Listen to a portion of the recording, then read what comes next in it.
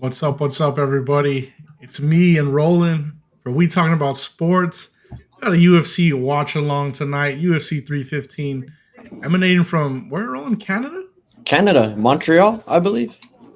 Oh, Yeah, Montreal, Canada. Got UFC 315 main event.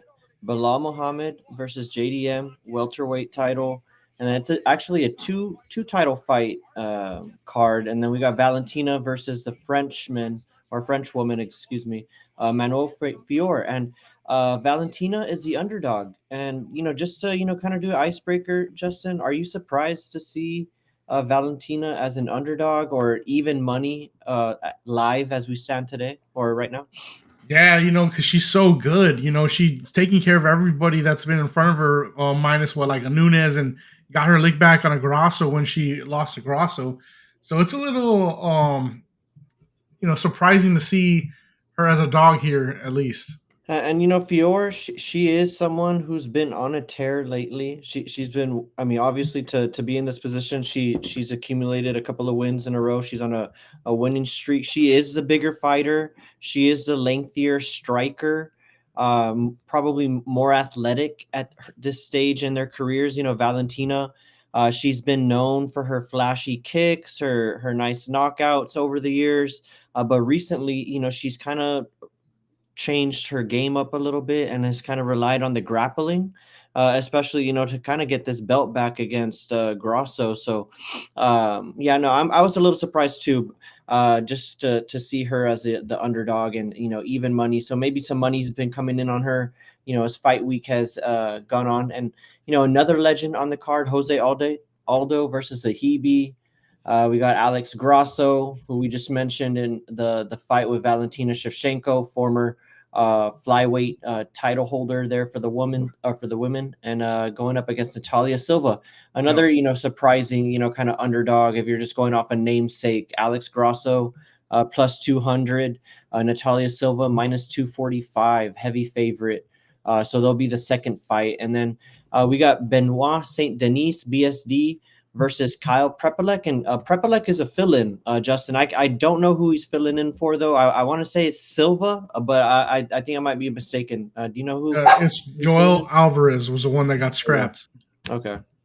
Joel Alvarez. And St. Denis is a huge favorite. I think he's the biggest favorite on the card at, minus 1,800 or minus 1,600 right now. So, Justin, what fight are you looking forward to the most? So, well, you know what? That's a little bit surprising getting those odds rolling, because the last two fights we've seen with Saint Denis, he's been losing. He lost to Dustin Poirier. Got completely out fought.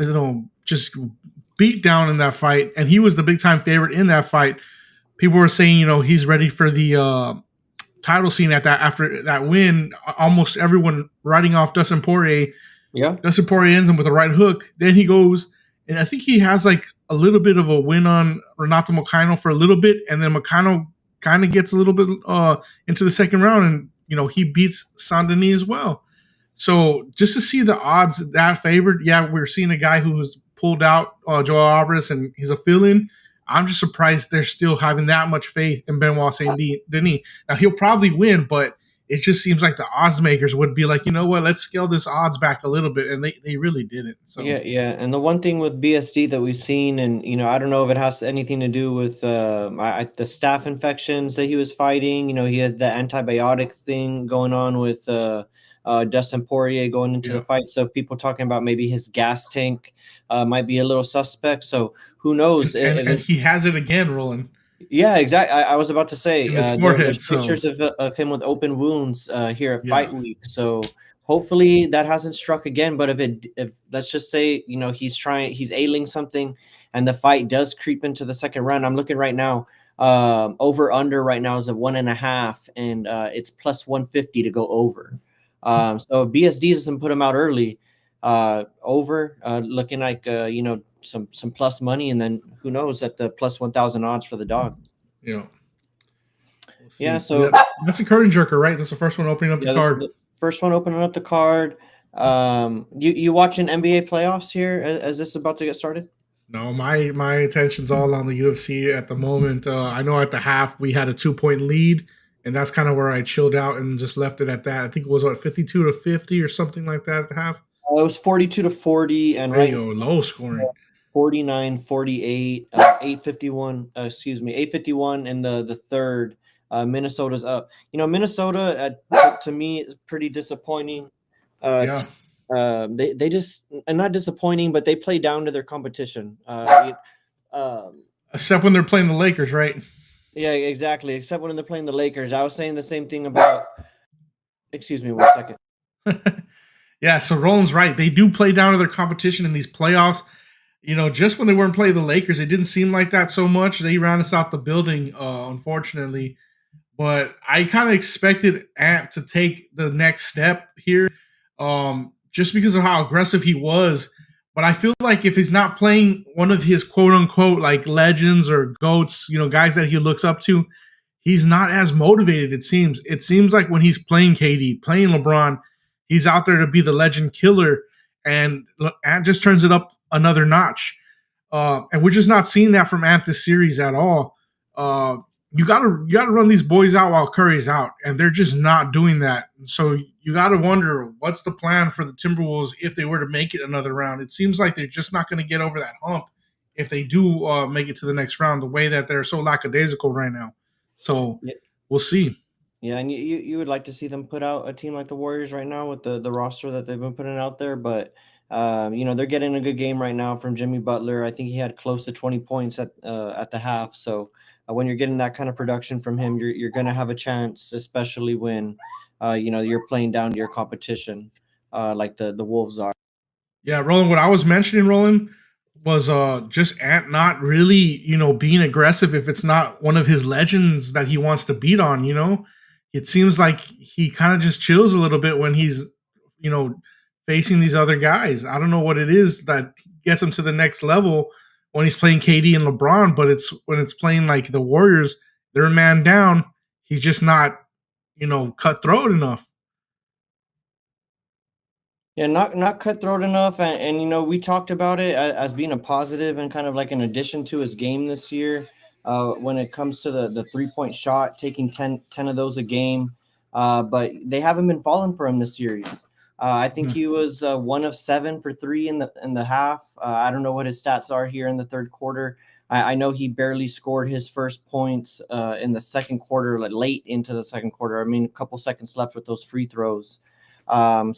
And he needs to get it going if they really want to win this series. And at this point, Steph Curry, they said the earliest that they would expect him back is potentially game 6. Wow. So the Wolves have a chance here to put him out before Steph Curry even steps foot back on the court. And, you'd hope that they're able to do that. But yeah, we'll see with the Wolves. Has this fight started for you on your end? I know we're kind of watching different streams here. Yeah, so I don't have intros in or anything yet. I'm still seeing Bilal and JDM face off for the moment right now. I know we're going to be on different times, so we're going to try to be respectful of each other's stream times here. Yeah, and while we wait, and we just did this for the main card since that's all we're streaming for. But we had a couple picks here, so if you just want to run through the card kind of as we did in the intro and we can just kind of give our picks just real quick so we can kind of keep track. All right. So for the first fight between Benoit Saint-Denis, I will take Benoit Saint-Denis, although I just don't think it's going to be the walk in the park that the odds makers have got for him. Alexa Grasso versus Natalia Silva. Silva is coming in as the favorite, but I cannot let go on Alexa Grasso. We're going to take Alexa Grasso there. I think her chance to win, of course, decision and sub. You got two methods of victory. Wow. I think Natalia Silva is really going to be relying on a submission to get her out of there. She does have like one knockout in her resume, but it's not going to be enough. Alexa Grasso is tough as nails, so I don't think that's going to happen. Then the hometown kid, Alaman Zahabi from Canada, is going to be fighting the legend Jose Aldo. I cannot go against Jose Aldo, man. It's just he's never been my guy, but at some point I just started respecting him just because he's an OG, and I just don't want to see him go out like that. Then going to the co-main with Valentina Shevchenko and Manon Fiorot. Give me Shevchenko there to get the dub. And for the main event, aggressive Bilal Muhammad I really want to see Islam and Taporia, and it feels like if Bilal Muhammad hangs on and wins the belt, we're probably gonna get Ilya and Islam. So give me Bilal, even though I would love to see him lose, Roland. Yeah, I'm with you on most of those picks, except for the Zahibi fight. I think I'm gonna go with him here. I don't know. I'm just kind of off of Aldo at this Bad stage. I weight think there cut. might be a little bit of a drop off. Yeah, there's a bad weight cut. This fight's not taking place at the fight limit that it was supposed to. I think they're taking it at featherweight at Yeah. 145. So I think that's I mean, the that's not a bad pick, Roland. So he's in form. He's got 1, 2, 3, 4, 5 in a row that he's knocked off, and the last two guys, big names, Pedro Munoz and Javid Basharat. So it's not a bad pick, Roland, to be on a dog. That's a good dog spot that you're pulling. Plus home court. Yeah, we'll see. Yeah, hopefully we get the refs on our side or the judges scorecards. We had a kind of a weird one already with I think Bukowskis and Kudaleba. We had a 30-27 one guy and 27 or 30-27 the other, and then a 29-28. So the judges already onto their usual kind of suspect stuff. Golden State's taking the lead, 49-50, and let's see when we get this first fight going. What do you make of the UFC announcing before the fight, maybe about 2 days ago, that Canada was not going to do the unified MMA rules for this card? When it comes to the whole rule set, I never like how there's just not one unified set of rules. No, every state has their own kind of ruling, and I guess here in Canada's a different country, so I think it's just confusing for fighters all along. Are there really big differences that you could point out? Because off the top of my head, I mean, I really couldn't tell. Just in the grappling attempts, like on the cage, there's certain rules that are allowed now that you won't be allowed to do, like in most states. Other than that, not really. It's not the biggest deal. It's just the fact that you still got rule set changes everywhere you go. When you got a league like the UFC, you would think by now that it would be situated where, you know what, this is everywhere universally accepted because we're fighting within the league. I can't believe we still got to go commission to commission here to change rules. I just think that's ridiculous. In a league that's been around, what, 30, 40 years? I mean, 30 years maybe now. I'm overdating them. Way overdating them. What is it, maybe 30 years? About 30 years, yeah, 30 Yeah, years. so 30 years this league's been around and we still can't get unified rules. I mean, boxing has them. Every other fighting league, for the most part, would have them, except MMA for some reason. But, I mean, I guess that is the way it is for now. Yeah, it is what it is. Hopefully, you don't see any, I guess, like points deducted for any like confusion on rules when it comes to stuff like that. But yeah, I agree with you. I just wish there was a unified set of rules at this stage in the game. The other announcement the UFC made, and I don't know how you feel about this, is kind of put in the fate of the Islam and Topuria matchup on Bilal Muhammad and JDM and the outcome there. How do you feel about that announcement, or do you just think it makes sense just to put it out there because it is what it is at this point with those relationships and whatnot? I just like, I like it that it's out there that we know Ilya's gonna get the strap already. Like, I like that part, but I just think that kind of like, it sucks for Bilal. He's here. It's his night, and basically you're just telling him like, "Hey, we're ready to move on from you." Like, that's terrible. Yeah, that's not a good promotion. look. He just cannot get respect anywhere. So I don't understand that. Like, how he's so disrespected. Like, yeah, I mean, he seems like a company guy. He does, and it sucks to see that. Yeah, he's taken fights at disadvantaged times for him. Speaking of that, what was it, the Leon fight? over there fighting in England, having to wait overnight pretty much to kind of fight on American time. Although that might have ended up benefiting him at the end of it, but still kind of just, he's had to go through the ringer to get where he's at. He's one of those guys, right? He wasn't kind of gifted the path to the title. He kind of had to earn his way to get there. So yeah, it does stink, but he's also a guy that, not trying to be disrespectful, but he's not the biggest draw, right? There were images. I don't know how true it is, but of kind of empty images of the stadium in terms of ticket sales. They're about maybe less than half full here at Fight Week. So, and that's with Bilal kind of leading the way as the main card. So, we'll see. I think he's a worthy champion, though. He's a good fighter. He's improved. Don't think he's lost since 2019 to Jeff Neal, if that's correct. So I mean, he's kind of had to earn his way to get here, not losing for 5 years to get the title shot. It's kind of turned Tony Ferguson like. Yeah, and I mean, the thing is, I guess it's just his style. Like, he's not actively going for finishes. He likes to be aggressive, put you back against the cage, and he stays busy, but he doesn't do anything where it's like, hey, I'm trying to knock you. But then you have some highlights against Leon where he's dropping him on his head, and that's exciting. But the fans, they just don't respond well to him. I don't know what it is besides that.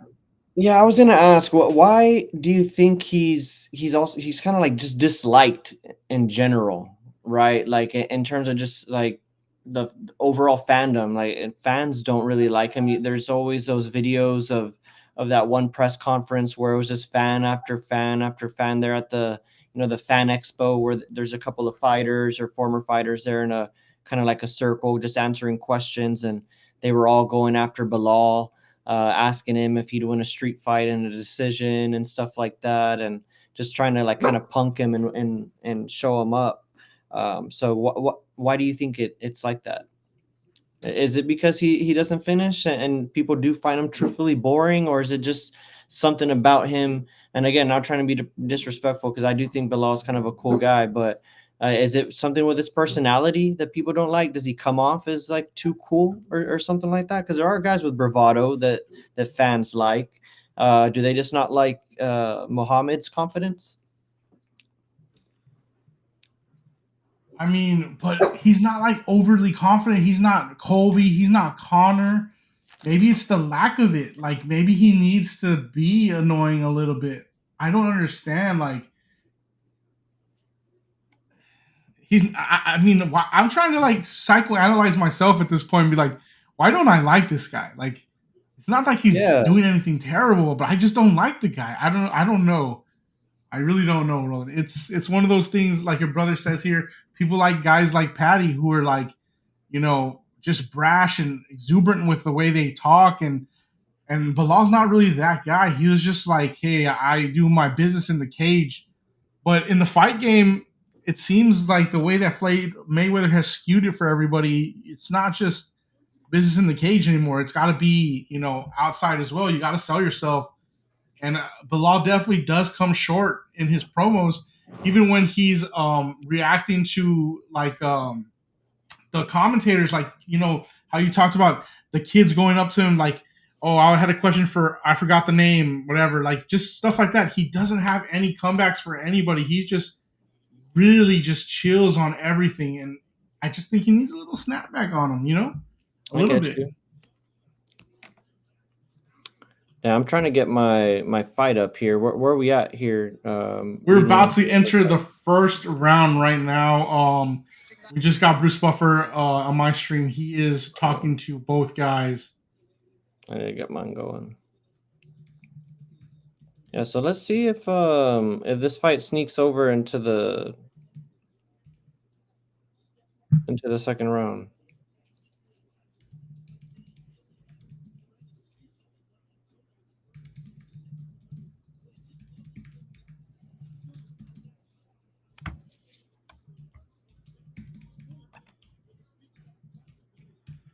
All right, here we go.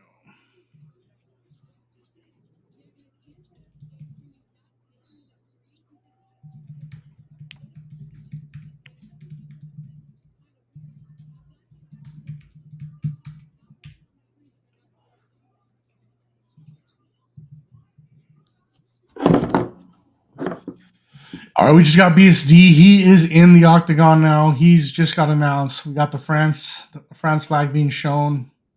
We're about to start here. 5-minute live round's about to start. Luke, something or another is the referee. Here we go.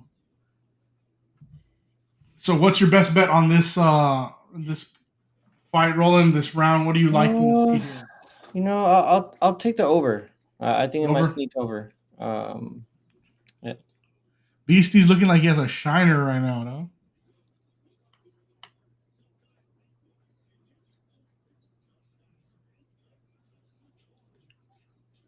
All right.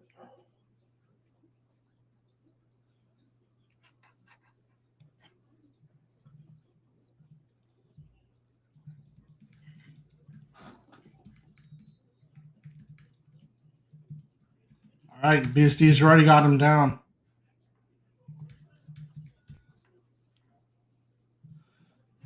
Now he's pretty much in control here, Roland. So good looks for BSD as far as the wrestling goes. I don't think he's going to try to make anything fancy. I think he's going to look for the top game and keep control.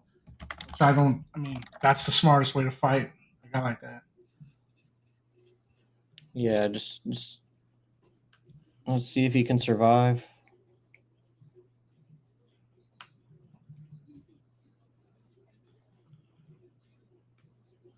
Oh, here we go. Yeah.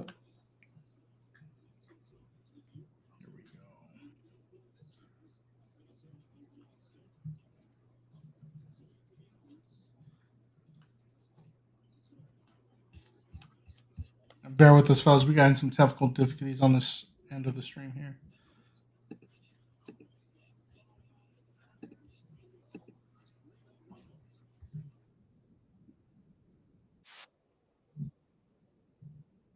There we go.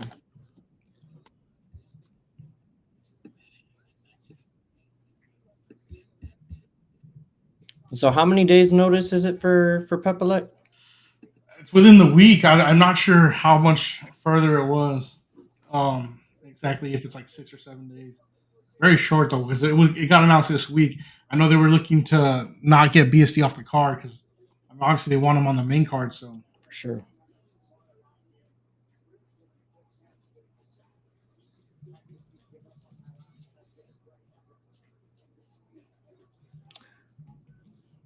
What are your thoughts now on kind of the refs and their kind of willingness to, and I'm not suggesting that they do it here because obviously BSD's working, he has back control, he's advancing, they're doing stuff, but you know, could have, and again, probably like third or fourth time I've referenced this fight in the prelims, Kudaleba and Bukowski's fight.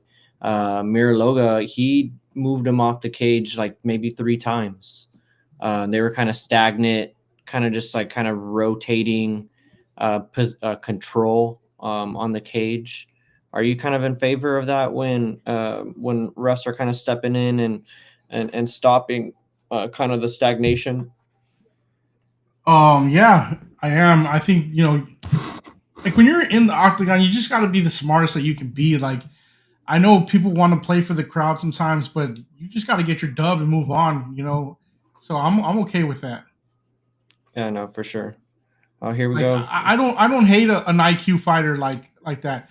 I know a lot of times like I go for Michael Chandler because he's like no IQ and it's just fun, but he'll never be my guy like fully where I think he's like a title contender or, you know, a guy that I'm really going to be behind. I just want to see the guy because I know what we're getting out of him. But smart fighters, I don't mind. I really don't.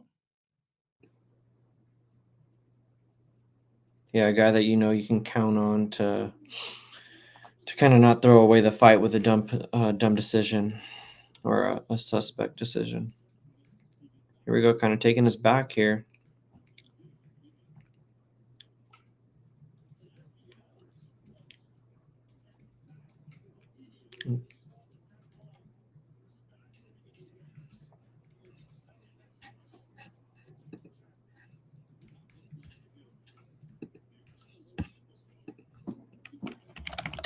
All right, well, the first round over's already hit. 40 seconds in at this point, Roland. He's just dominating him. I mean, I guess the odds makers were 100% correct on lining it so far like this. This Yeah, is a much better BSD, but like we said, keeping his motor going rounds 2 and 3 because we have seen him tank out in previous fights. and this has been pretty good for him. While this does take a lot of energy. I mean, he's been the one putting his weight on Pepovic, and you got to think he's still good in that regard, unless it just completely drops off. He hasn't gotten into a big firefight.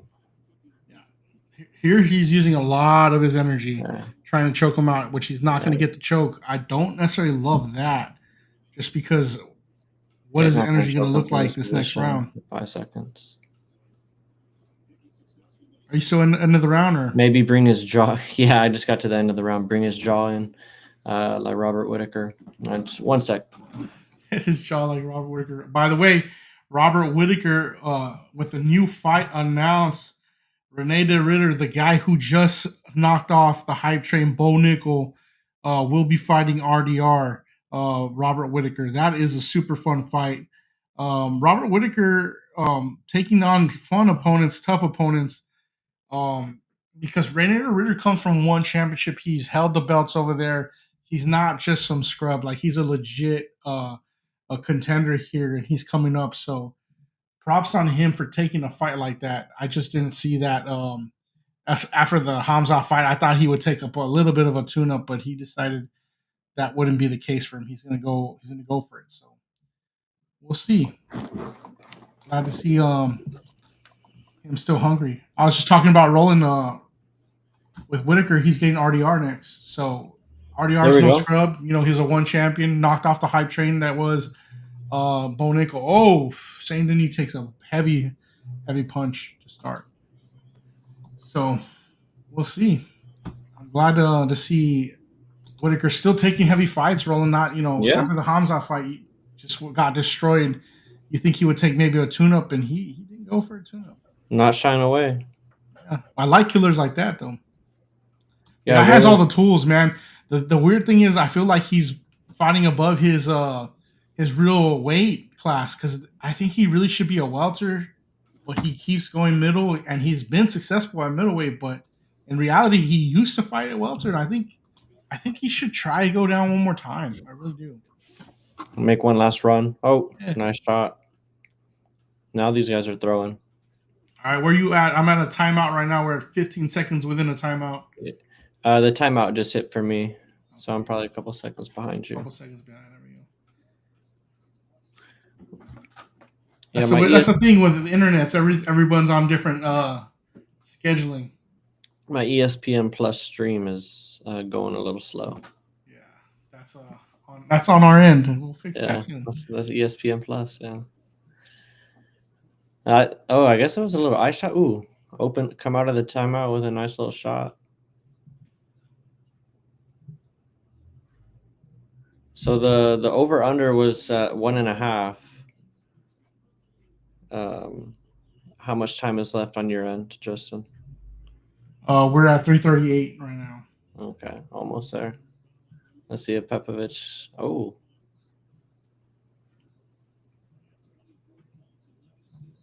So that's the thing with BSD, at least since he's kind of come onto the scene. He's a dude that'll just try and like rush you and get you in kind of like a firefight and just lay a nasty shot on you. Isn't he kind of like a French, like, oh, Yeah, he's French. uh, He's starting to pick it up, man. His elbows are deadly on the Yeah. cage. He's giving him the business, man. But you can tell he's weathered in these strikes. The Oof. only problem is I'm not sure how much a leash the ref's going to give Propolis. Can't even say his name. Propolis. see if we can get to the 2.5 mark. He's really putting it on. Damn, he's just teeing off on him.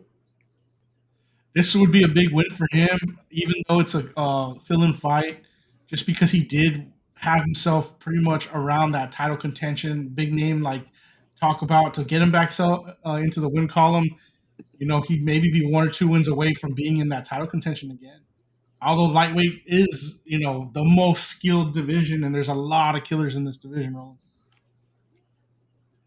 Yeah, lightweight is pretty crazy right now. Welterweight is stacked. Oh, you're going for the choke. Oh, there we go. The first finish of the night in the main card. BSD with the choke. What's that official terminology, Justin? When you get the arm kind of go in there with Well, it's a that triangle front choke. choke, but it's through the Triangle choke. arms. There you go. You can do that choke with through the legs as well, but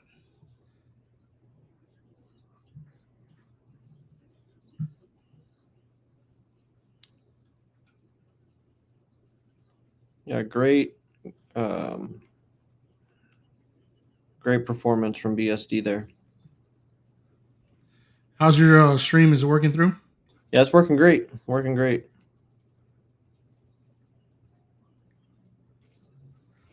All right, so what's this next fight that we got going on here?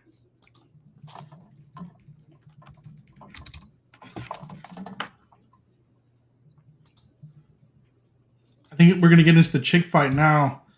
It should be Alexa Grasso if I'm right here. All right, Alexa Grasso versus Natalia Silva. Now, Roland, Alexa Grasso, former champion here at flyweight, fighting another flyweight contender where she's not going to be favored in here. Yeah, I'm just pulling up Natalia. I just wonder, Roland, why not Valentina? Because she beats Valentina, takes the belt, then goes into that draw with Valentina. Third fight, she loses. I mean, I know it's a lot to see 4 fights, but it's 1-1. Why take the risk and fight an up and comer who's going to be favored over you?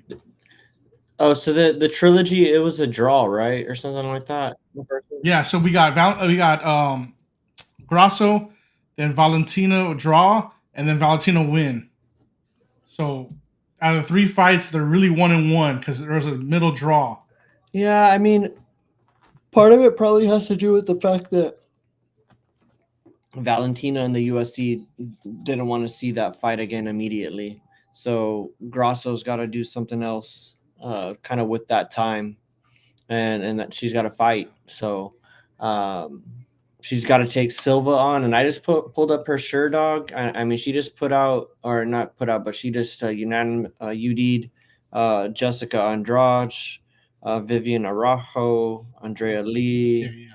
I see she beat Jasmine Jasdavicius here, who fought earlier tonight. Who won tonight? Who won tonight against Jessica Andrade. She beat her back in 2022, so not too long ago, probably right before JJ went on her little win streak, or started her win streak. So, yeah, Silva up and comer. She's minus 240. Man, it's just plus 195, a 3-round fight. Former champ in Grasso. You got to think this probably hits the cards. I mean, do you just think she goes out and gets dominated? Or I mean, no, man, because I can't see that. She just was in the title picture, but that would speak a lot of Natalia Silva if she were to go out and dominate. I would say her next match, regardless of Shevchenko winning or losing. By the way, Shevchenko also a dog. The 2 people who were in the last title fight for that belt are fighting tonight, and they're both dogs. So that would be crazy. You would have to say Silva's automatic qualifier, automatic number 1 contender if she were to go dominate Alexa Grasso, because she was one of the last ones to hold that belt. Yeah. The good thing for Alexa Grasso, though, is that she's on the same timeline as Valentina Shevchenko. I was talking about how we didn't get that 4th fight to kind of decide the real trilogy because one was a draw. True. If Valentina and Alexa both win, at least you have a case to match them up again at that point for that 4th fight. And this is not like super uncommon by the UFC. We saw Davidson Figueiredo and Brandon Moreno fight each other 4 times in a row until we could finally get the decisive winner. They were always super close fights. And I mean, talk about super close fights. You got a draw for sakes over here in this fight. So It's good for both women. If they're thinking about that quad fight, I don't even know what to call it. Quadology. What do you call I it? don't know. I don't What is know the word? the quad. Yeah, the fourth fight is probably what I go with it. Yeah. But no, I mean, especially if they both win tonight, you got to run it back. I mean, Grasso, she's got a big following, being kind of from the Mexican with the Mexican fan base. So she's popular, and I think despite the fact that they've already fought 3 times, to your point, UFC's done it before, especially in divisions like that where it's kind of light after those 2 people in terms of who you can realistically kind of put out there. And get people to kind of watch. Wow, Golden State 7-point lead headed into the fourth quarter. 40 seconds left here in the third. Yeah, Minnesota just truly playing down to competition. Anthony Edwards hits a 3, 69-73. All right. Hopefully, we get an exciting fight. Most of the breakdowns that I've heard expect this fight to kind of be fought on the feet. Probably expecting the ground games to kind of cancel each other out. And Yeah, I think so. and so, I mean, that's kind of where the allure of taking Grasso at the plus, kind of close to plus 200 odds, kind of lies, right? Just getting her in a boxing match. What does worry me about a fight like this is that we get the Rose Namajunas and what's the other girl, the old champion, the one that beat her. That fight where it was just so Carla boring Esparza. because their styles just can't. Carla Esparza. I'm afraid we get that situation because you got the clash of styles and they're so similar and they're so threatened by each other's styles that they're just willing to hang off on each other on the floor for 15 minutes, just trying to sub each other at some points. Yeah, so hopefully it's not a kind of take the dogs out. If you were to probably think who'd be more aggressive to stand up, you would think Alexa Grasso. Yeah, right? I think Grasso. But I mean, with I just see these odds and I'm like, what am I missing here? But again, Silva, her track record's pretty clean in the UFC, at least since 2018. I don't even think her loss. Yeah, no, she hasn't lost in the UFC. So yeah. So when you look at the odds makers, you think the odds makers are just saying, "Hey, it's just the track record. We're gonna push her." Yeah. Or do they also think, you know what, our simulations are telling us this? I think it's a little bit. I think it's a little bit of both. But look, I think we've seen this, especially kind of we've seen it on both sides because huge favorites that are kind of prospects coming up lose all the time. Which happened last week. Shocked the world. Exactly.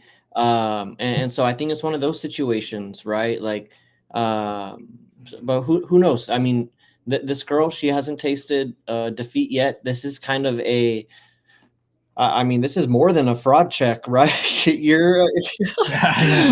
Excuse me. That's why last week when everyone was like fraud check Bo, I was kind of like, yeah, but this guy was a champion. He's not some scrub off the streets. Yeah.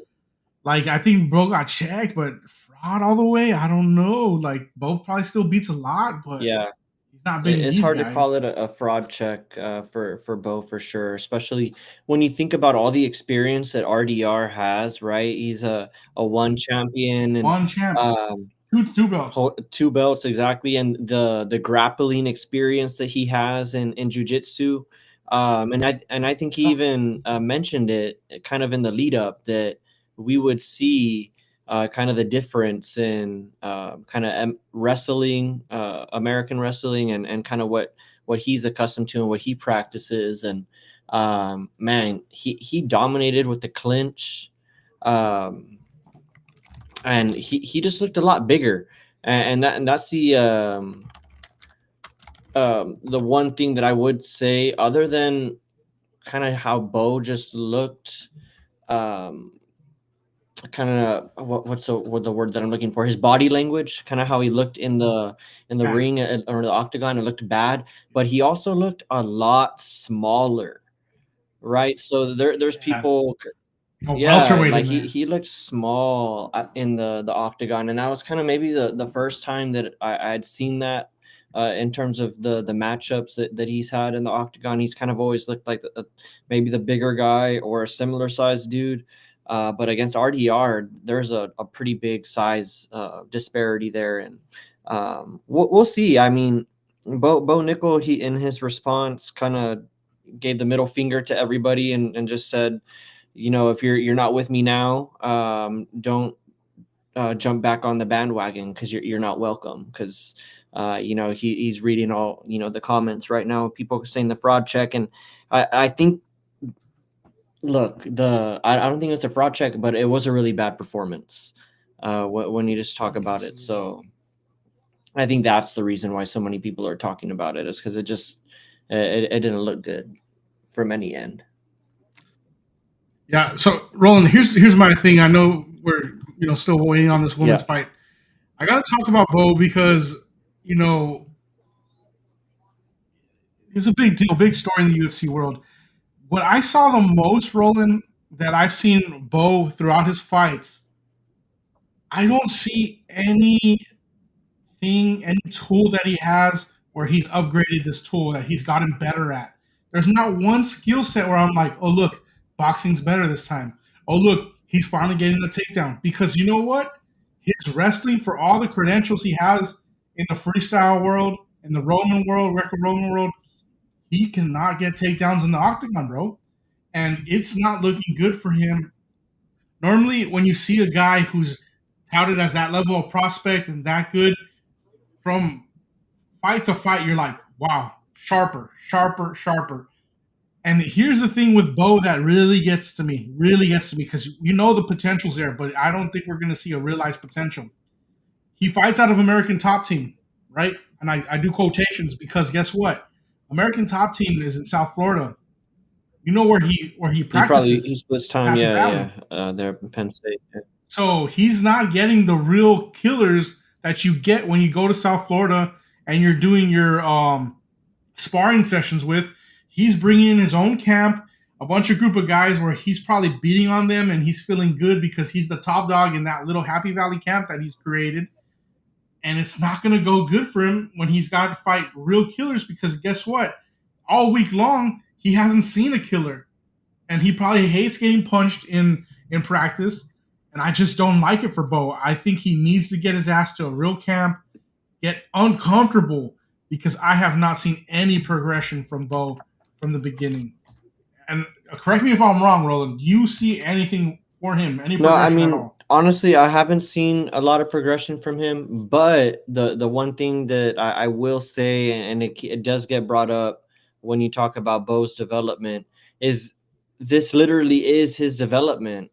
Are these fights, right? Because he doesn't have that build up in kind of like the regional scene, kind of fighting like Cage Warriors or LFA or doing something like that for a couple years on his way up. He was doing that collegiate wrestling. He won national championships at Penn State. And a lot of people, including, myself, I think we're just banking on that, kind of, taking over and kind of translating to the MMA world, which you kind of pointed out, kind of really hasn't so far. So that is a little concerning. And to your point about the realized potential, I do think the fact that he is kind of learning on the go in the UFC could end up kind of hurting him a little bit if he doesn't put in that work that you're talking about. Training. Yeah, it's tough learning on the job. Fight odds have just dropped on Silva, minus 240 to start the fight. She's minus 200 after the first 10 seconds here. There we go. You think that's just money coming in early, or do you think why would the fight odds? No, that's some money. That's some late money coming in on Grasso. Grasso's a big name. She's the vet. People are gonna back her. She had to rack up a couple of wins to get to that championship spot, and she did pull it off against Valentina. Hands coming in early for her, Roland. Great hand so far. Let's see it. Where are you at on the minute marks, just so I can shoot? Let me see. I'm probably a couple seconds behind you. I'm at a 420.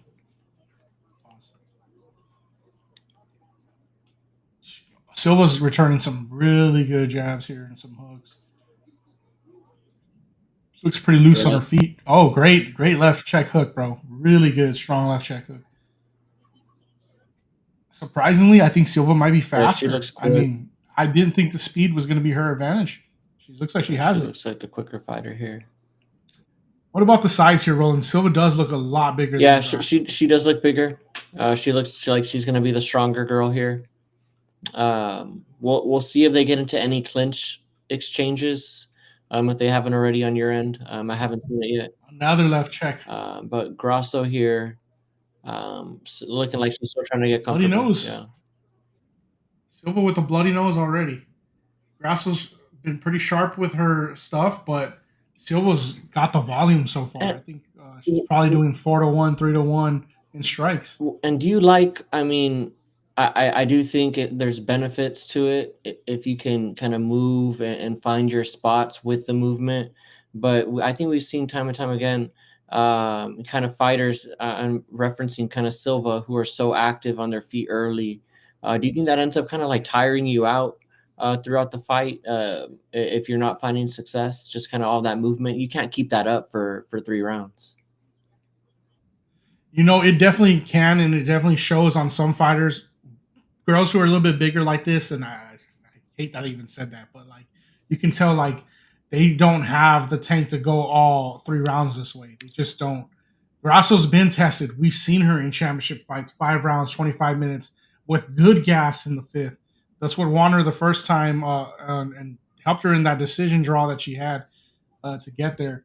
So gas tank automatically would go to Yeah, it's like gas tank and kind of like weather the storm, right? What? Go ahead.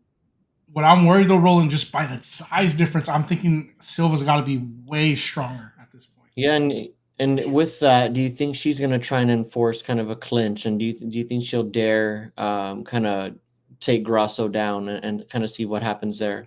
Oh, here goes Grasso on my end. I'm a couple seconds behind.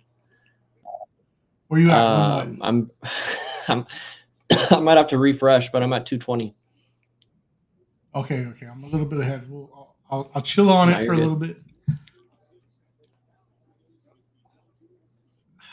Dude, you know, Silva's feet are way more educated than I thought. Yeah. Really good footwork here. She is winning this round decisively. Pretty decisively.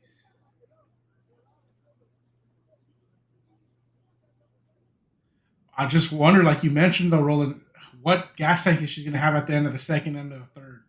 Can Grasso steal the last 2 rounds because she's just the fresher fighter and didn't use her tank? Is she luring her by keeping the distance and saying, "Hey, I want you to be active so that I can win"? We've seen vets do that before. Just kind of let the younger, fresher fighter. Oh, wow! I was at the 130 mark. That was a nice little, side up kick. Yeah, that was nice. Yeah, I was at Sweet Chin Music. Yeah, I know exactly. That wasn't Sweet Chin Music the way she threw that. That's the wrestling guy in me. By the way, there was a wrestling pay-per-view. That's what I was doing before this. John Cena and Randy Orton for the last time. Pretty fun to watch if you were into that generation. Did you buy it? Did you buy the story? I saw the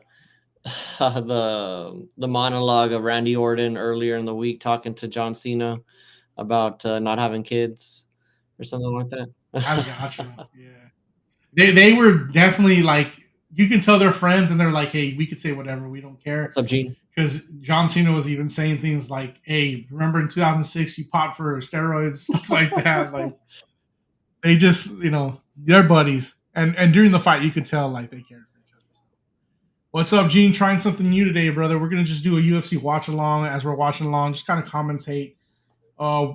Just checking out different avenues for this, see what happens. Yep. Just walking through these fights. 10-9 round. I think 10-9. Got to give it to Silva. Yeah, 10-9 Silva. Yeah. Looking at who's taking the deeper breaths, definitely Silva's going through it. I don't think the nose is broken. There is blood coming out of it, but it doesn't look broken. Some good leg kicks there from Grasso to end the round. Good little jab. Now, if this was a 5-round fight, man, you'd like Grasso at this point for the most part. other than that big HBK Sweet Chin Music, Grasso was pretty decent as far as taking the punches. Like she always had her hand high when she was getting Yep. check hooked, and letting the gloves get most of the work. And whenever she's throwing that left, she's always Activity. protecting herself.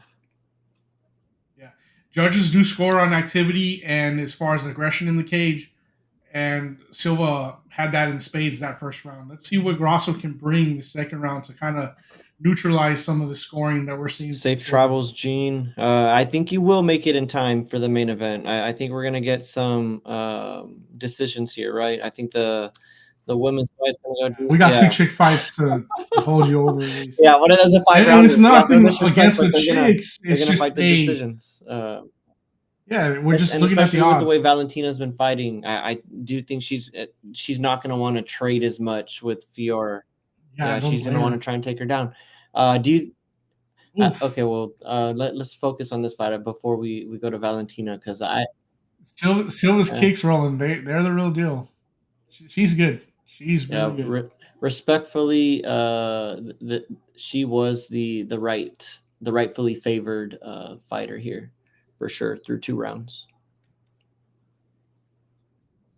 But Alexa's not letting up. She's aggressive still. She's still pushing forward. She's definitely got her on the back foot, which she needs to keep her on that bike and show the judges, hey, yeah, I'm the one that's aggressive. Sure, she has some big shots, but I'm pushing the pace. And that's the one thing about Grasso. She's never afraid to engage. She will keep on going forward. She always has that kind of sense of urgency.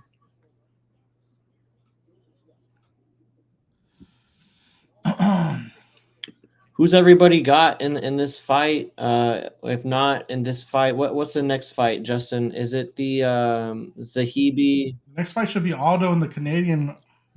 All right, let's. It'll be Aldo and Zahabi, Ariel Helwani's long lost twin from Canada.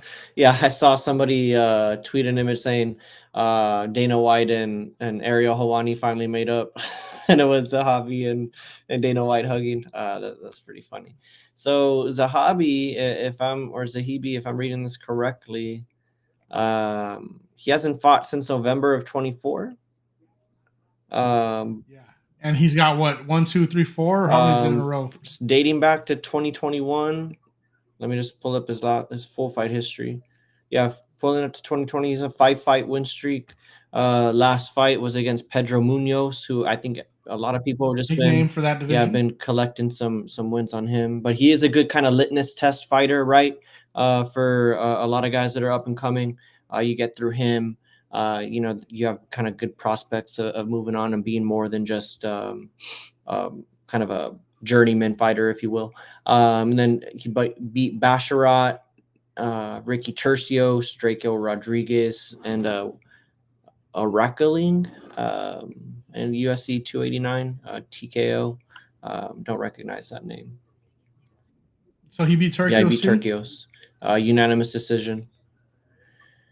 I show it was a minus 180 plus 160. I want to say Aldo opened up as a larger favorite, and I think Zahabi. I don't know how you properly pronounce his name. I know he is a popular kind of underdog right now. People like his striking. Justin, I know you're going with the legend here, but break it down for the people. If you were going with Zahabi, what are you thinking? With Zahabi, you got to look at his KO ability. He does have 5 wins by knockout. And in the UFC, 6-2 of those 6 that he's won, 3 of them by knockout. So that potential's there. Aldo's chin pretty much been pretty good for the most part, barring that McGregor lights out situation. So I would think that for his win, it's going to have to come out by a flash knockout. I don't think you're going to decision Aldo. Aldo's too smart, too good of a fighter to let you just decision him like that. He's absolute octagon veteran, just a master of the octagon. And he does etch a lot of decisions. his last 6 wins, Aldo, have been by decision. So you're playing with a smart fighter in there. You're gonna probably have to put him out because he's a crafty veteran that will find his way to get that And behind those kicks, and he's really crafted that jab, that boxing jab. He's really been able to establish that kind of here in the back end of his career, and really establish, or not establish, but kind of prolong his career, if you will, right? A lot of people. There's been a couple times. I mean, he retired at one point. He's been written off a couple times. So I mean, his only real losses are Mario Batista and Merab. Like those are, Merab's a champ. Before that, it was Peter Yan that he lost to. I mean, he's not losing. He lost to Volk. He's losing to guys that are in the title scene. He's beat Pedro Munoz, Rob Font, Marlon Vera. He's beat Jonathan Martinez. He's beating guys. It's not like, it's Aldo. He's some legend that's just here to collect a check, write his name, put him on the card just because of who he is. No, he's active. He's active. Almost active as Natalia Silva's hands were that round rolling. I mean, she really brought it to Grasso. He's piecing her up. It's 2-0. It's a dominant 2-0 so far. Alexa needs a knockout to win at this point, which she's battered. I'm seeing some big bumps and bruises on that forehead. It's looking pretty rough for her. Not looking good. She's outmatched on the stand-up, which I thought she would have some sort of advantage. Does not have it. Not looking good for the underdog here. I definitely thought she was going to have more of a chance here, but Silva, I mean, she's been the faster fighter. She's been the first to contact pretty much every single exchange, and even here, kind of showing the replay at the end of the round. Grasso's just kind of, she's going for it, but even then, Silva's the one kind of connecting and landing a little bit better. So, we'll see what the rest of the. I do love that Grasso's pushing the pace, trying to go for it. But even on her bicycle, these left hooks, right hooks that are coming through for Silva, they're just faster than what Grasso can anticipate. And she's connecting. I mean, after this win, her name's in the title picture for sure. Shevchenko or Manon Fiorot will be the fighter. The French woman, in Canada, this is in Montreal, correct? Yep. So she's going to be definitely cheered in Montreal. She's going to have the knowing the French-Canadian links that we have. She's the French fighter. She's going to have the French fans behind her. Grasso here in kind of the 4-minute mark going for a takedown, but that's you're not supposed to be taking her down at this point. Unless you're going to sub her the way you sub Shevchenko real quick with RNC somehow, some way. Taking her down is probably not this play at this point, but when you beat 2-0, you've been taking the brunt of these punches, I guess that's what you got to do. Yeah, I mean, at least she's kind of getting control here a little bit, kind of doing, even here in the clinch, right? It's just. Yeah. Now, this is a wrap. Overpowered. I mean, she needs a KO. Yeah. Oh, yeah. Yeah, it's heavy, Roland. But, not the end of the world for Grasso. Her name's still going to be at the top. She's in the same timeline as the champ is currently. She just needs to figure it out, probably get another win, and maybe get that 4th shot again. Who knows?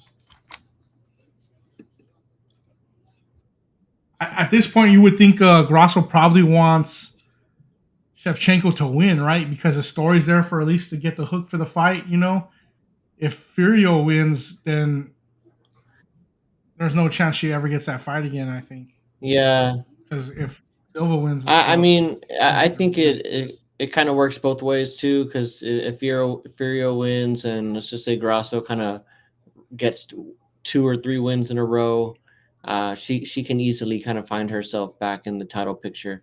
It's one thing about, and again, no disrespect, but these divisions, they're just not as deep kind of on the women's side.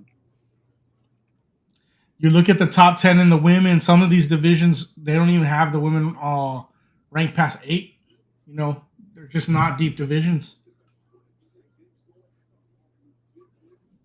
I know Dana's talked about fixing these UFC rankings. It's just, when's it going to happen, Uncle? Yeah, it's a little tough.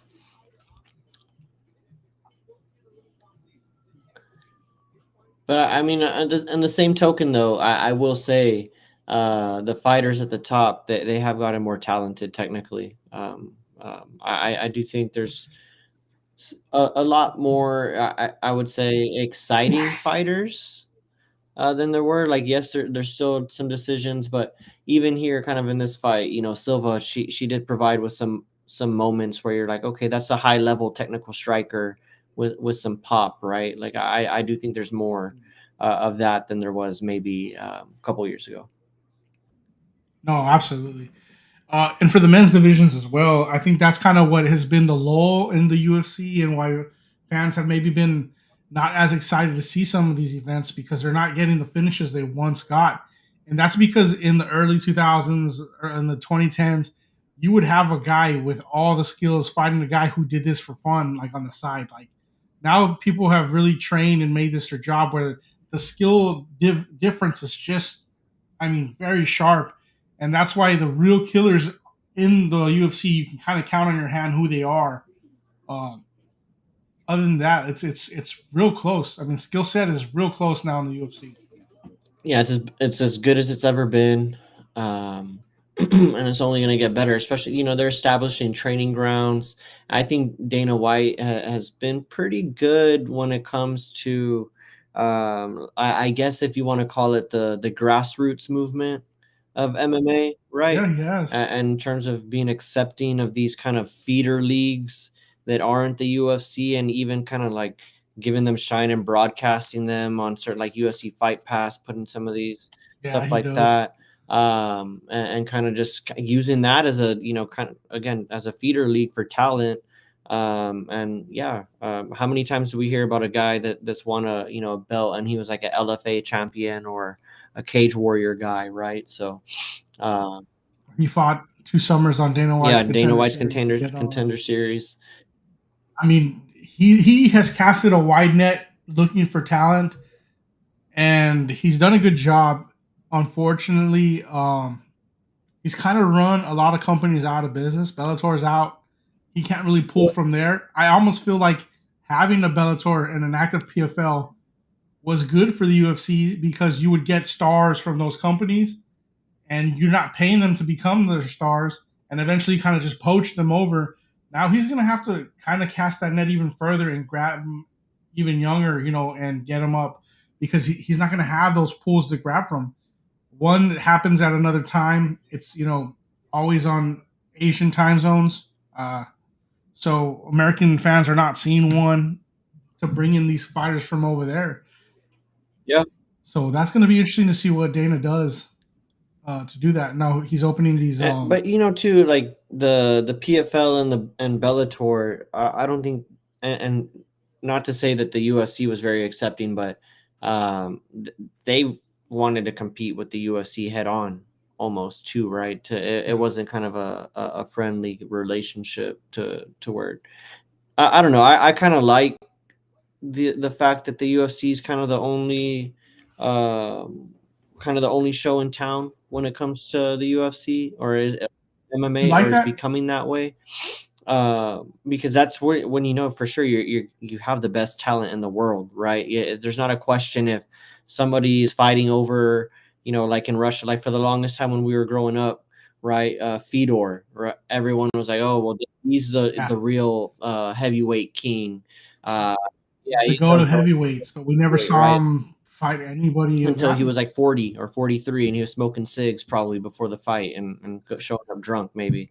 But no, but I mean, to that to the on the flip side now to where it's at today, when the people are stepping in the octagon, those are the best fighters.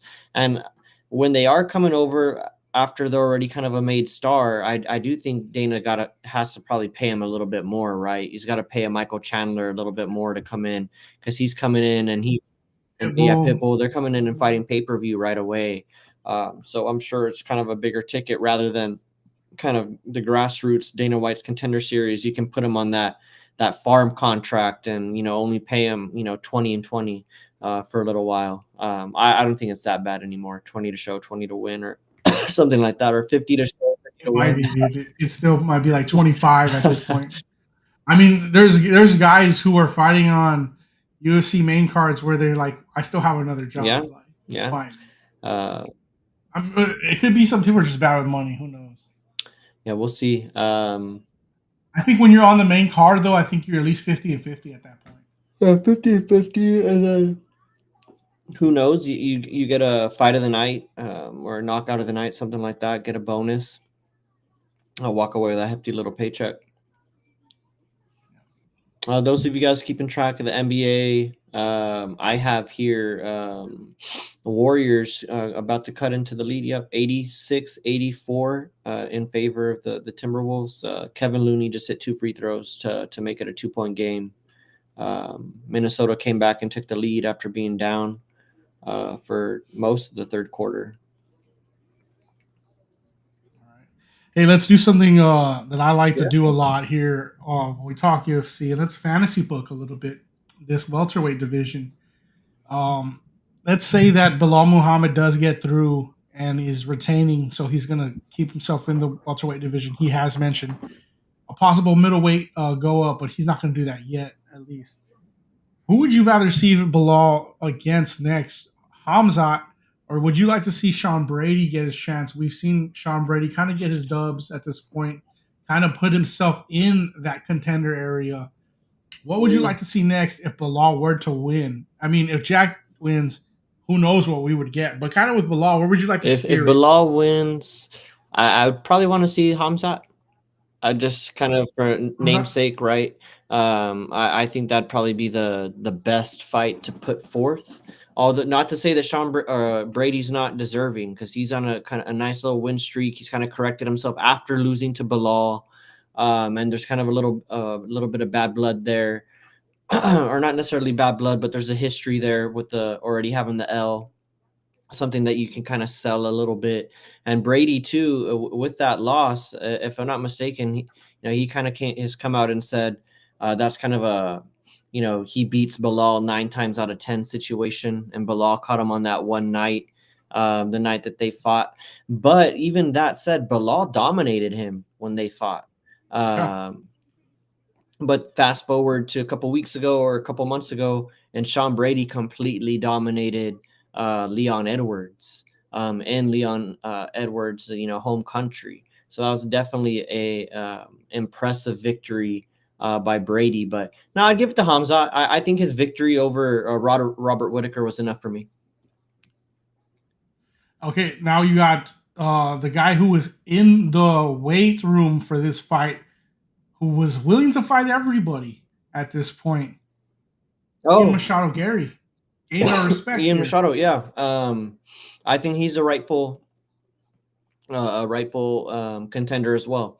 I think if he gets a title shot, I don't think it's out of the blue, or I don't think it's out of this world if he were to get a title shot.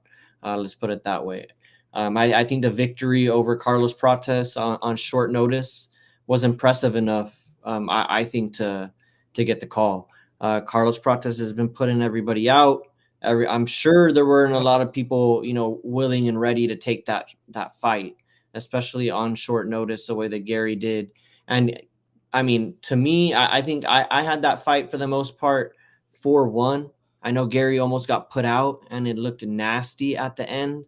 Like some fighters, with the respect or the lack of respect that, and again, I don't even want to say the respect or lack of respect, but some of the leashes that some fighters get versus others, or the leashes that refs give other fighters or not. Gary could have been called out on that fight. I think there's some refs who would have stopped it, I think, with some of the body language that Gary had, kind of just holding at the ankle and kind of eating some of those shots. Like I've seen refs call that. But needless to say, that 4-1, I think, is impressive enough to get him the call if he were to get it. But I think the UFC, hard to argue with 4-1, 3-2 even maybe. But it was definitely the majority Ian Gary. For sure. I mean, he did really good that fight. So, like you said, hard to argue. And here's the other fight we got coming up. This welterweight division is about to get real fun rolling. Kamaru Usman and Joaquin Buckley. I mean, this is a fun fight because Joaquin's like saying, Hey, I'm ready to get into this welterweight contenders, the top 5. Usman's kind of guarding at number 4, former champ. He fought Hamzat at middleweight, did really good, and they're going to fight each other. Buckley's trying to crack the top 5 here, Roland. I mean, this is going to get real interesting real fast. Fortunately, also, Shavkat, number 2 ranked, just came out with a photo today. Looks like he had some sort of knee injury. That's going to really drop him. Ian Gary has maximized his loss after Shavkat, where he's fought a contender in Pratas who, just like you said, putting everybody out. I mean, big-time prospect. Still going to be a big-time prospect, even though he lost to Gary. I think he's just going to learn from here. And it's about to get real exciting for whatever happens between Bilal and JDM tonight. This is going to be a division that's going to get active for the most part. And, of course, you got that potential with Islam to come into this division. Yeah. Welterweight, I mean, again, we talked about it just right now. UFC talent pool, deep as it's ever been. Just kind of looking at welterweight right now. Let me see where it's I give you the rankings. I'm looking right now. Sean Brady, Shavkat, Leon, Kamaru Usman, JDM, Ian Machado, Joaquin Buckley, Gilbert Burns, Colby Covington, Jeff Neal. But yeah, hey, let's do a little main card or main title fight talk while we're waiting here. I think I have the Vitor Belfort, I guess, tribute up right now. Hall of Fame inductee. JDM gets a call here against Bilal. Again, I think Bilal wanted to fight Shavkat, and then Shavkat had the whole injury thing, and so JDM gets it. There was talks of maybe Usman, but coming off a loss, can't really do that. JDM there, his last couple fights, I'm going to pull up his Sherdog right now, but I just saw it, and that's kind of, I saw the guy's name, and I wanted to pull it up, was Gilbert Burns. He fought Gilbert Burns. Also the broken arm, right? The broken arm. And that's his last victory. There we go. He beat him. He got him with a KO, knees and elbows in the 3rd round. But I feel, and again, I probably had Gilbert Burns going to that fight, but I think Gilbert Burns was winning most of the fight until kind of like he made a questionable decision. I forget if it was in that 3rd round or if it was at the end of the 2nd. And that's kind of like when the fight turned on its head. Anthony Edwards hits a big 3, 96-89, Minnesota. If you pay attention to the spread, depending where you got it, Minnesota. Oh, offensive foul on Kevin Looney. Minnesota was a 5-point favorite. Roland, what you were mentioning with Gilbert Burns, he was dominating JDM. He was dropping him on his head, Roland. I mean, he was whooping him with the wrestling, which makes me think tonight, like, Bilal should be able to wrestle JDM just because he's better than Gilbert Burns at wrestling. And Bilal dominated Gilbert Burns, even though, again, if you just being fair, all things fair, Gilbert Burns may have, injured himself in that fight immediately, right within the first 10 seconds of the fight. I think it might have been the first exchange. He ripped up his shoulder. So he was kind of fine. But needless to say, Bilal went in and dominated that fight. So if you just use that kind of MMA math, kind of got to like him. Which we are. I mean, 2 + 2 doesn't always equal 4 in MMA, but we're still going to use it. Yeah, you kind of got to like. That's what we do. Kind of got to like Bilal here. Just off of that, and I like his fighting style. He's always kind of pushing forward. He's got that output. He's got the Canelo hands. He. I love that he does that. See, this doesn't make sense why we hate him, but we fucking hate him. Fuck him. No, I don't know with Bilal, and there's probably a couple things that go into that, but he's a good all-around fighter. He's not. I think he's a great fighter. I think the fact that he's good everywhere makes him a great fighter. He's not great at anything in particular, right? Like, he's not a submission artist. He doesn't KO you. He doesn't have vicious ground and pound that ends fights. But I mean, you know what it is, Roland? I think I know exactly where I turned. Where is it? The Eye poke. Oh yeah, the eye poke. I think that's The what turned me. iPerk, yeah, that was that was during COVID too, right? Yeah, during Yeah. COVID. I was in Vegas in the Apex. Apex. So I think that's kind of where I turned on the law at that point. I was like, not my game. Yeah. All right, Minnesota trying to inbound the ball here. Some funny things have been happening on inbounds in the games always. Hey man, Let's see, you're rubbing salt in my wounds here. jinxed it. Right as salt I in my said wound. that, Julius Randle just chunked it out of bounds. Just chunked it like.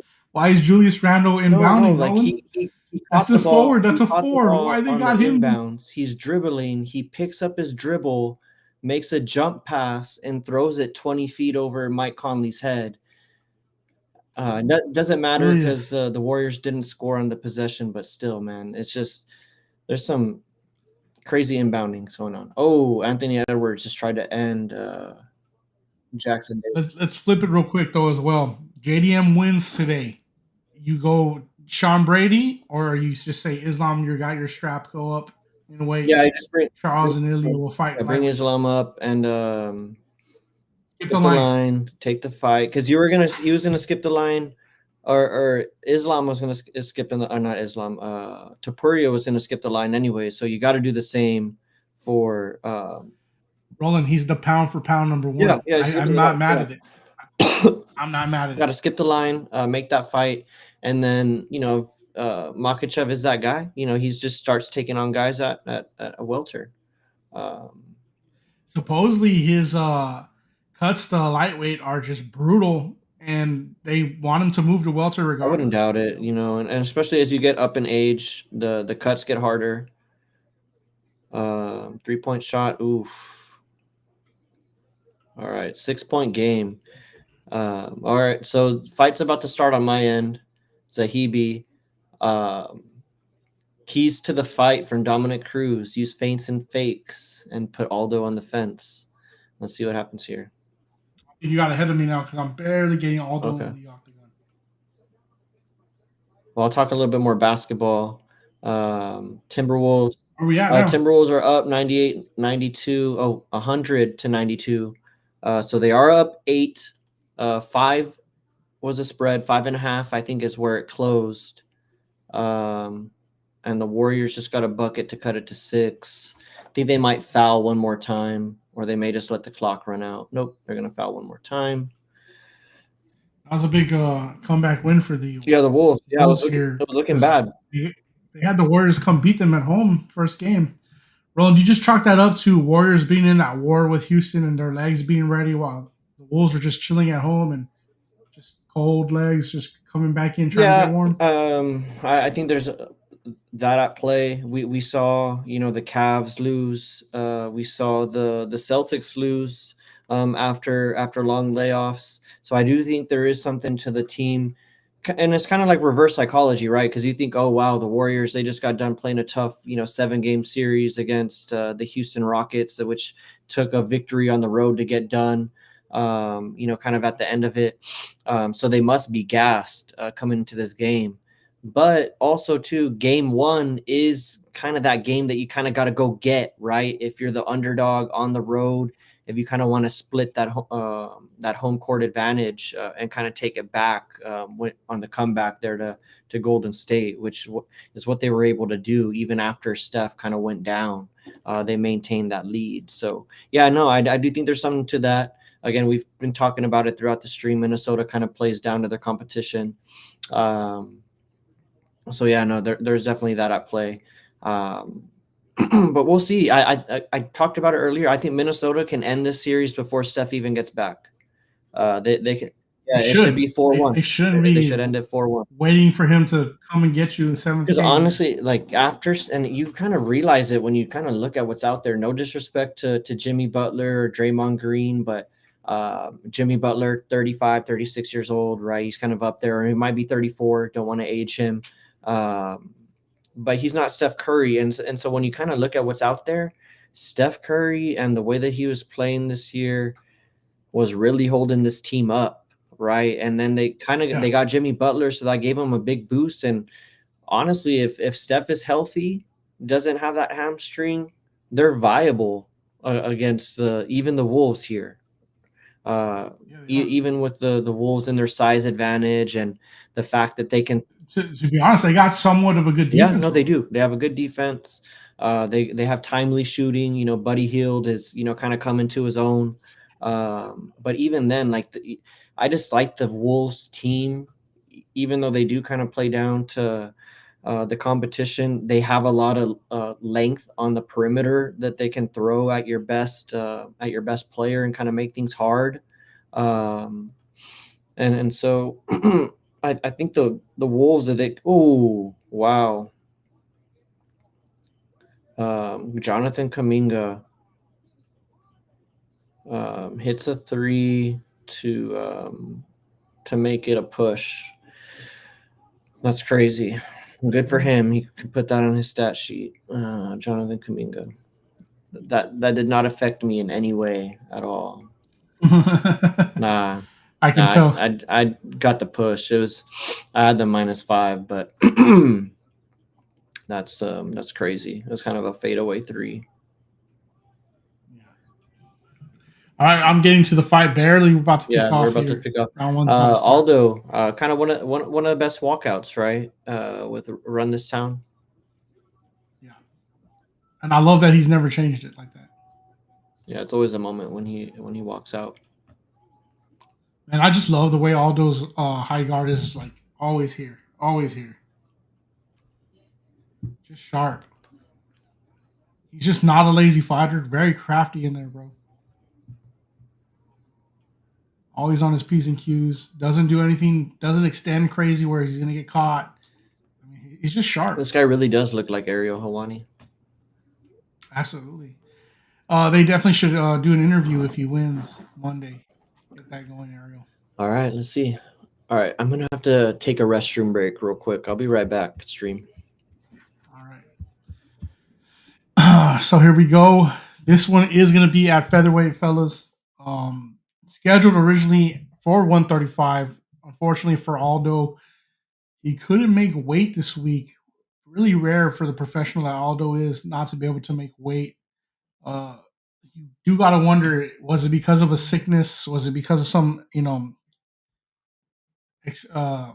circumstances beyond his control that he wasn't able to make weight for this fight?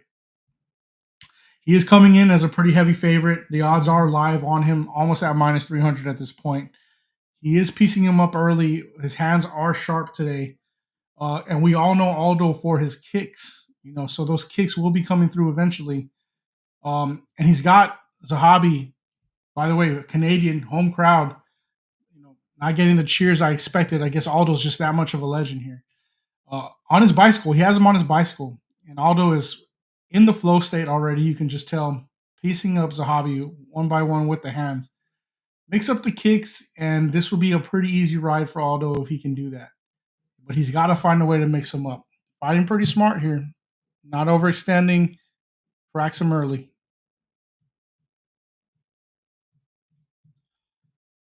But this is for the bantamweight division. We know Merab Dvalishvili has the belt at this weight class. He does have a fight announced with Sean O'Malley, the #1 contender. And you got guys like Sandhagen with a big win last week who are trying to get that one more title fight. Who I kind of feel like probably will be the next title contender against Merab or Sean if Sandhagen were, barring one of them winning. Peter Yan's in that conversation as well. And Umar just came off the loss against Merab. I don't think we're going to see that fight, rematch right away. That fight definitely should happen again. We saw how close it was.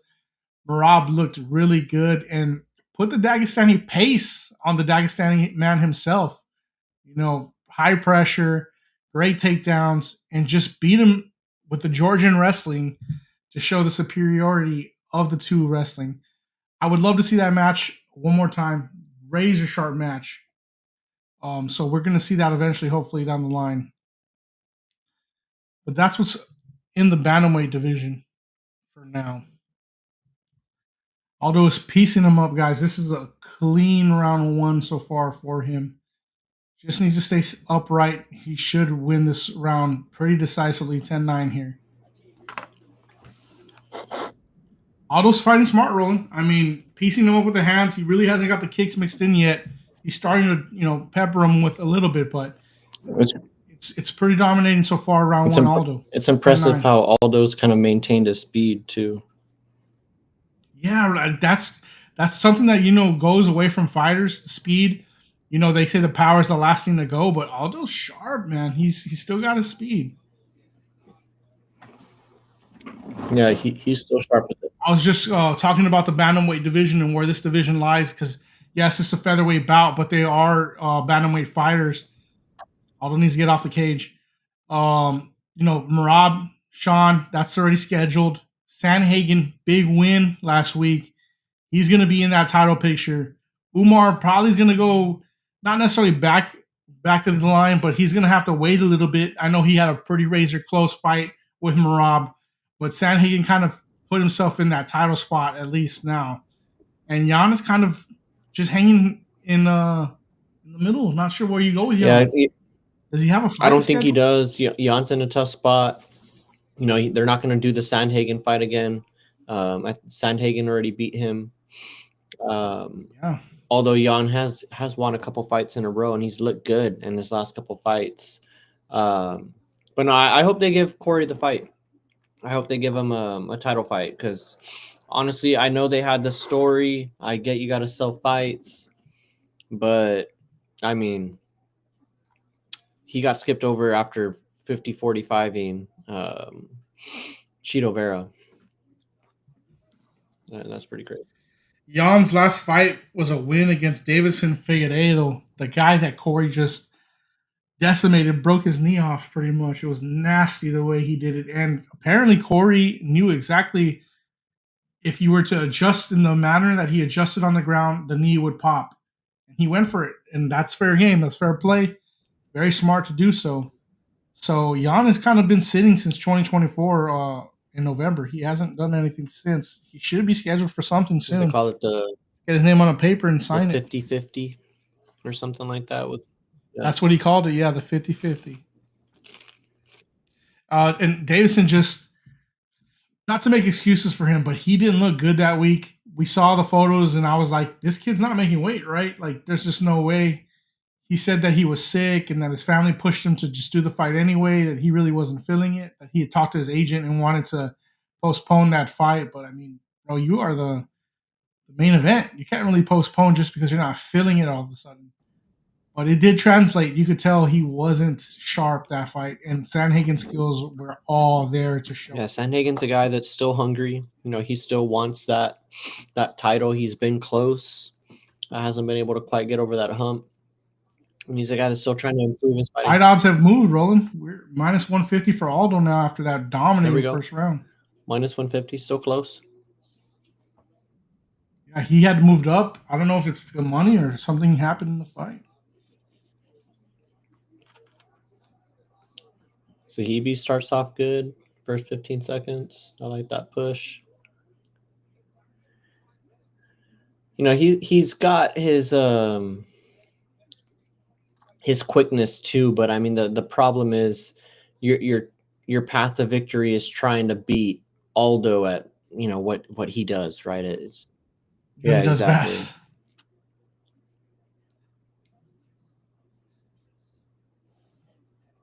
So we'll see.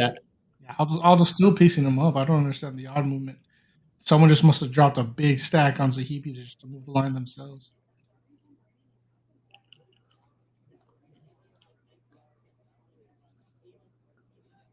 Aldo still got that jab, man. That jab that cracks.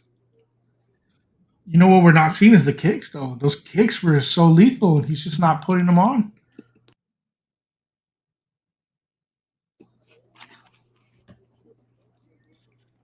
No, is it maybe an energy thing? Trying to just preserve his energy. I know when he came out of the UFC, he had a stint in boxing, kind of just oriented his game just more towards that recently.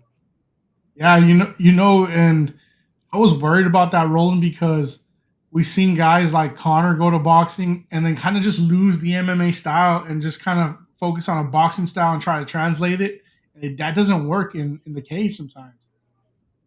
You don't have the big gloves to parry jabs. When you have these little 6-ounce gloves, 5-ounce gloves, you're not parrying the same way.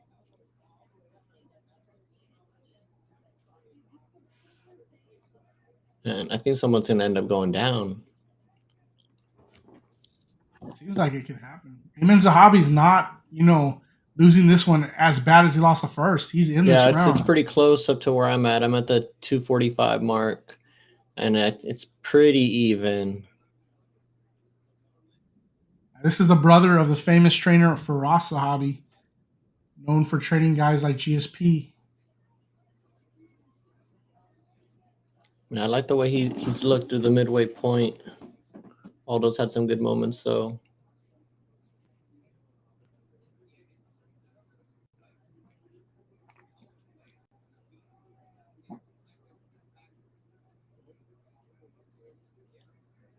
So, you got one round in the bank, probably 100% for Aldo. I don't think there's any chance that a judge gave that to Zahabi. But the second round. Now this guy's in his hometown, Roland. Yeah. The second round is close, though. Could a judge give it to him? Yeah, I think so. I mean, I'm watching. You think this could be 1-1 I'm watching after this fight right now. I'm at 150, and I still think it's a pretty close round, honestly. I think Zahabi's had his moments. I think you could say he's been the one leading the charge in the second round. So we'll see. Timeout here. Hopefully I didn't miss anything crazy. Zahabi's wearing some blood. Man, he's low. He's hitting him low. That's low blow 2 times.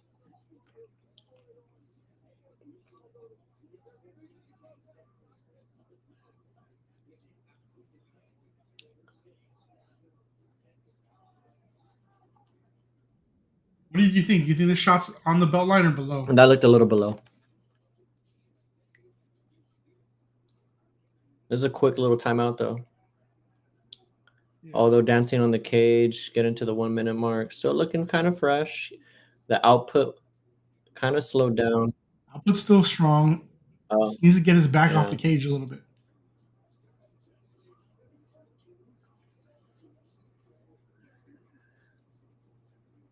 Sometimes these stoppages, they end up benefiting a fighter. It doesn't always go like, hey, the guy who got nut shotted is going to be kind of at a disability the rest of the way, but maybe just kind of like changing the tempo of the fight is going a certain way, get a stoppage. You can mess with your flow if you're in the zone. All of a sudden you have to stop. With your flow.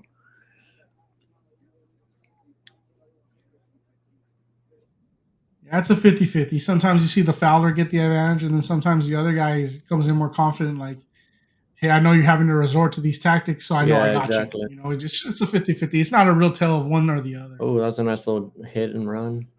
To be fair, I'm going to probably give this one 1-1.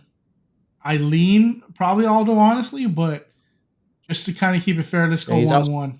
Wait, is that GSP? He outstruck him both rounds. Bro, he has GSP in his corner. I'm pretty sure that's GSP. Yeah, I think this is 1-1, man. I think Zahabi got this second round, but I'm a little biased. It is GSP. He just said the plan is working. There we go. That was a nice little shot to end. Was that a shot to end the round? Or did Aldo just lose his footing? I think he's lost. Double check hook by Aldo. Nice.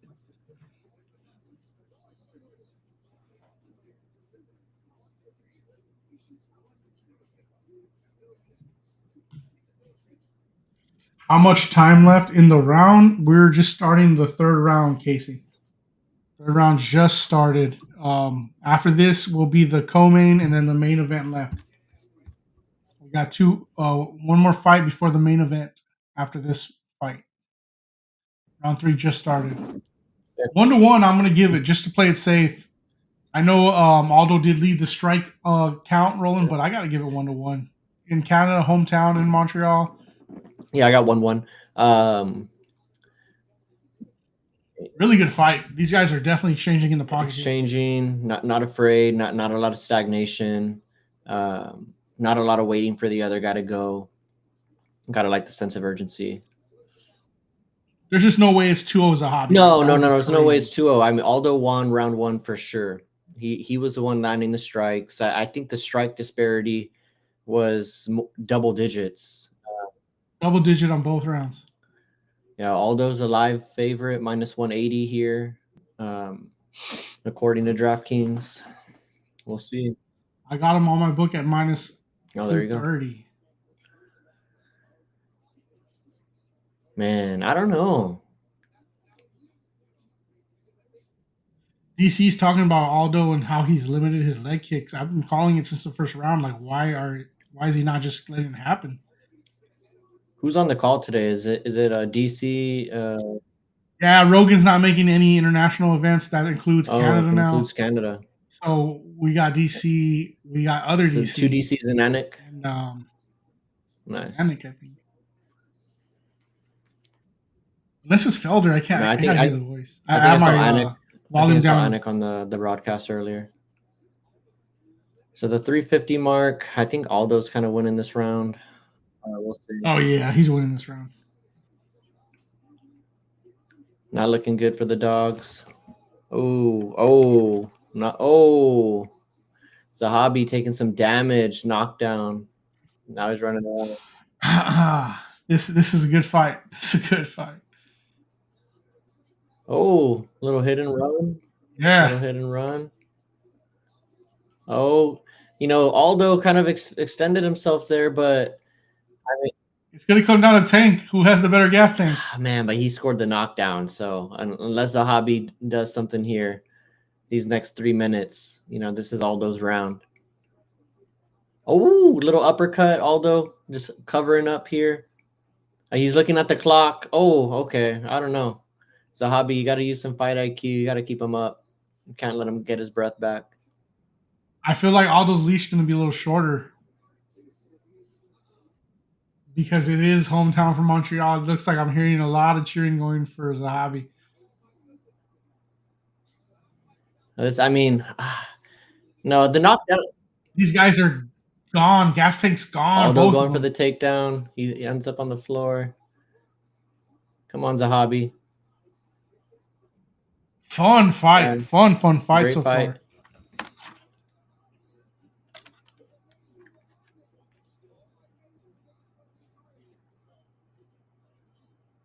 Wow. But I mean, kudos. I mean, I'm at the 2-minute mark. Shoot, this might go 2-1 the other way. This is getting real close. I think Aldo might be losing this round. How far? What minute mark are you at? 1:30. Okay, you're 20 seconds ahead of me. So you think this ground and pound and him being on his back is worse than the knockdown that he landed? He's been active with the ground and pound though. Oof. Aldo's resorting to cheating. He's landing some nasty ass elbows on him. That's what I'm saying. We'll see. Aldo's face is a little funky right now. Dude, this is a nasty fight. This is not seeing the end, is it? Come on. They're gassed, bro. It's like big breath, shot, big breath, shot.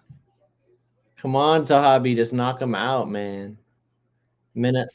Put the old man out one time. A minute left here. You got to empty the gas tank. Yeah, you're grabbing. That's cheating, but you gotta give the vet props there. Oh, that cracked him open. Nasty elbow, right? Cracked him open. What a fight! Wow. Fight of the night so far, Roland. I'm not ashamed. This fight of the night. Okay, so round of the night, round 3. I mean, hell yeah. Maybe Zahabi just won the round with this. This is the first time I've seen ground and pound well, not the first time. In quite some time where ground and pound was effective and was done correctly. With these nasty elbows, some Curtis Razor Blade elbows here. Now, if the judges had a 2-1 Zahabi, it's 3-1. I mean 3-0 now. Wait, if it was 1-1, Zahabi wins. If they had a 2-0 Aldo, Aldo should get a 2-1. Round 3 was definitely Zahabi. Wow. We'll see what happens. There's no way it's a 10-8 round either, though, right? No, the knockdown. The knockdown's still there. Man, that's so tough too, Roland, because Aldo had him on the brink, dude. I mean, he was chasing him with kicks, chasing him with knees, running around the cage trying to But get it's the like finish Aldo too. gassed himself out with that exchange because as soon as they came out of the Yeah, exchange, it definitely did. he was gassed. So what I was talking about, Roland, Aldo, he's been professional, doesn't always miss weight. He misses weight for this one. You got to think it's probably a sickness that does it. It's not just because he had a bad cut. If he's missing weight, it's because something's stopping him from getting their health, healthily or health wise. Yeah, no, there's probably something to that health wise. I mean, looking at the clock, that's not Aldo like. No, not at all. And he was looking at the clock with like 2 minutes left. Yeah. Plenty of time for action after that, Aldo.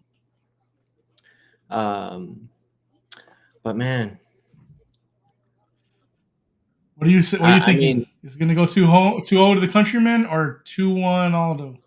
I think it's going to be 2-1 Aldo, honestly. What a fight. Run it back.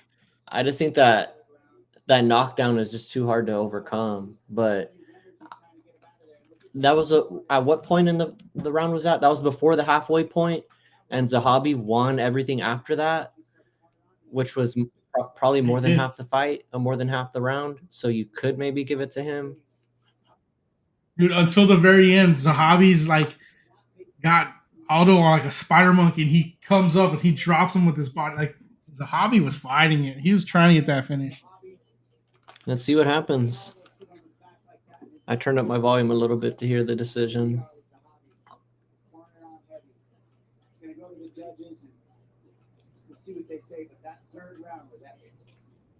What was it, UD?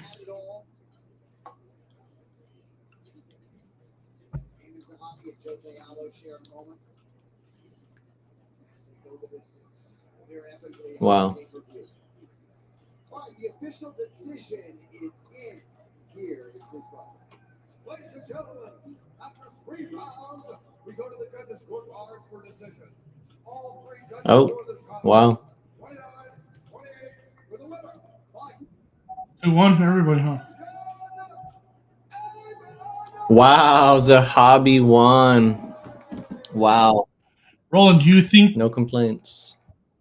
that he kind of had an advantage because he decided to take that fight with the bad weight situation?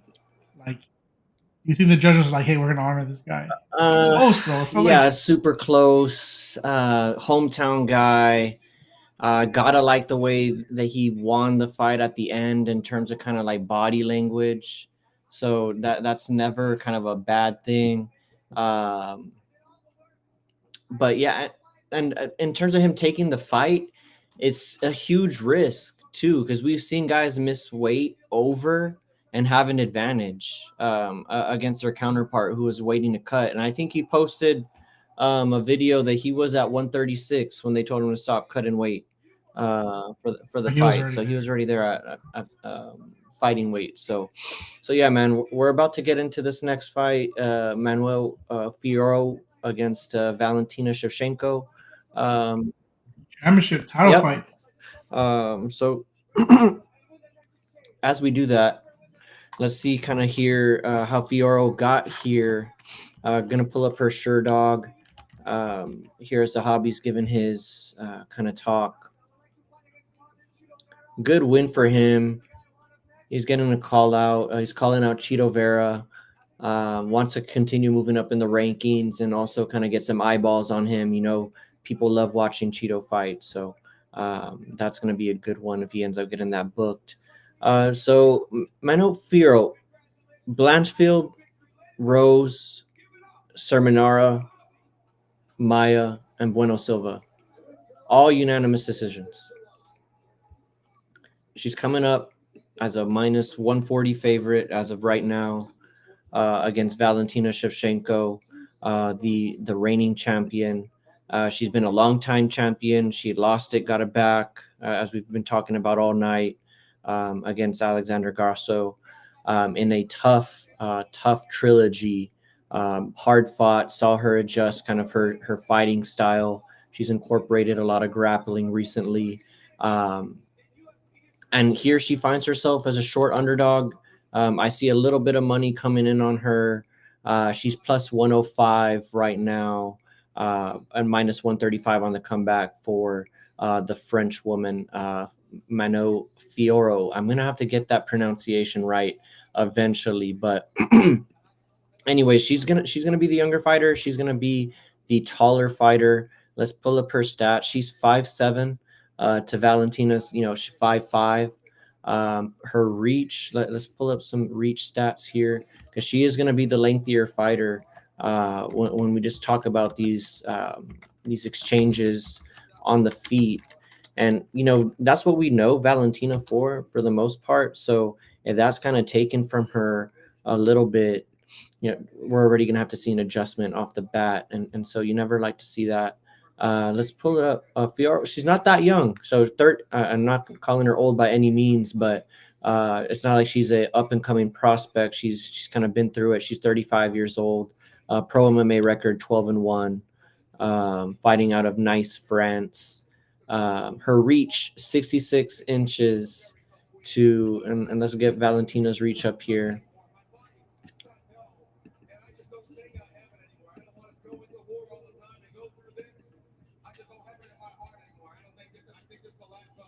Uh, 65.5, so not that huge of a reach advantage, but definitely got the height at 5'7" and 5'5". And I think Jose Aldo just retired. Jose Aldo, King of Rio, just retired in Canada after a hard-fought loss to Zahabi.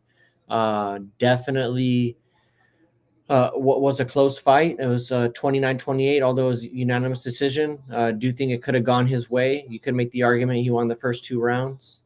But does leave this fight battered. He was once retired, as we talked about earlier, kind of transitioned to boxing a little bit. I'm going to pull up his history here, because we got to give Jose Aldo his flowers. I know it's in the moment. He's coming off this loss, just announced his retirement, or announced that he's thinking about retiring. Let me pull up the official kind of what he said. Yep, it was a retirement.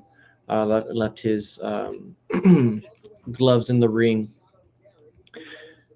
His comeback, so he retired, I want to say, oh man, when did he retire? Because he's been fighting the who's who forever. I know there's a notoriety behind his matchup with Conor McGregor, which kind of resulted in him getting knocked out. But that was one of the rivalries that kind of spurred the UFC into the generation that we find ourselves in today. Justin, I don't know if you saw it while you were taking a break, but Jose Aldo just announced his retirement from UFC once again for the second time. First thoughts on Jose Aldo. I think he first retired, and he retired in 2022 after losing to Merab. And then I think, let me see if I'm getting this right. Yeah, he retired after his loss to Merab in 2022, then came back in 2024. Thoughts on Jose Aldo's career? First thoughts. First ballot Hall of Famer, if there was ever such a thing for the UFC. I mean, we're talking about the WEC days, really. I mean, absolute legend. He called it at the right time. He came back, still showed a lot of form, but there's no reason for him to be the gatekeeper of that bantamweight division. He's not cracking the top 10 necessarily. There's a lot of good fighters in front of him, and they were probably going to start positioning him as the gatekeeper. Ayman Zahabi was ranked 15th today. To get into that top 10 area, to get these upper echelon fights, they had him against Aldo. And there's just no reason to put himself and his body through that. We saw he didn't throw the kicks tonight. He couldn't make the weight. Now's the right time. Go out on top. Hell of a fight to go out on. A fight that, the odds makers, us, thinking you've won 2 rounds more than likely. You've done enough to get this, probably edge this decision out. even won most of that third round until you kind of got put on your back. It's the right time. It was the right time. Hell of a career, unforgettable. A hell of a career. The legend of the For sure, favelas. for sure. Legend of the favelas. Legend of the game. And I was just saying as you were logging back on, like kind of part of the transition from the old generation to the new generation of UFC and MMA, and kind of as where we find it today, kind of being a part of that Conor McGregor rivalry, and kind of putting the UFC in the mainstream, if you will, right? Really, the mainstream, like being covered by ESPN daily type of thing. Like, I really do think he played a part in that. So, yeah, transcending talent and yeah, hell of a career for sure. Yeah, I've been watching Jose Aldo since the HD Net days. If you remember that channel, HD Net. That was with the WEC. He was a champion over there, and then when they merged, the UFC ends up buying out the WEC. Aldo in 2011, back in the day where you wore your own shorts, you didn't have to wear the shorts the UFC provided. I mean, he has been around the block. So that's 20 years of the UFC, and then whatever else he had in WEC. You're muted. I got you muted. Oh, I was saying I have Jose Aldo's Sherdog up here. I mean, his first recorded fights back in 2004, EFC, and then you start talking about the WEC days back in 2008 when you were watching that. I mean, yeah. What's up, Jake? What's up, everybody that's still here watching on the stream? We're touching on 2 hours here on the stream. We've been streaming for the whole main card, doing a little watch along. I think we're streaming on Facebook. That's where most of you guys can find us. But we are on YouTube, and we got Twitch going. So if you guys have Twitch, you can find us on there. We'll put up the tag here in a little bit. But I'm just watching the main card. Justin and I here trying something out. Hopefully, if you guys like it, we'll kind of keep it going for some of these bigger cards. But definitely just something we wanted to do and been wanting to do for some time. So if you guys haven't, something we tested out with NBA draft and NFL draft rolling to pretty good success. So why not throw it in here one time to see what the numbers look like? See what it looks like. A 2-hour stream for sure is tough on a Saturday night. It's tough. But it was one of those weekends where it was just kind of relaxing. Had the evening to just kind of watch UFC, so it doesn't happen all the time. But yeah, it just kind of lined up. So we're getting into this Valentina fight. They're showing her highlights here. Justin, this is one of the. I mean, we agreed on every fight except for the one that just finished.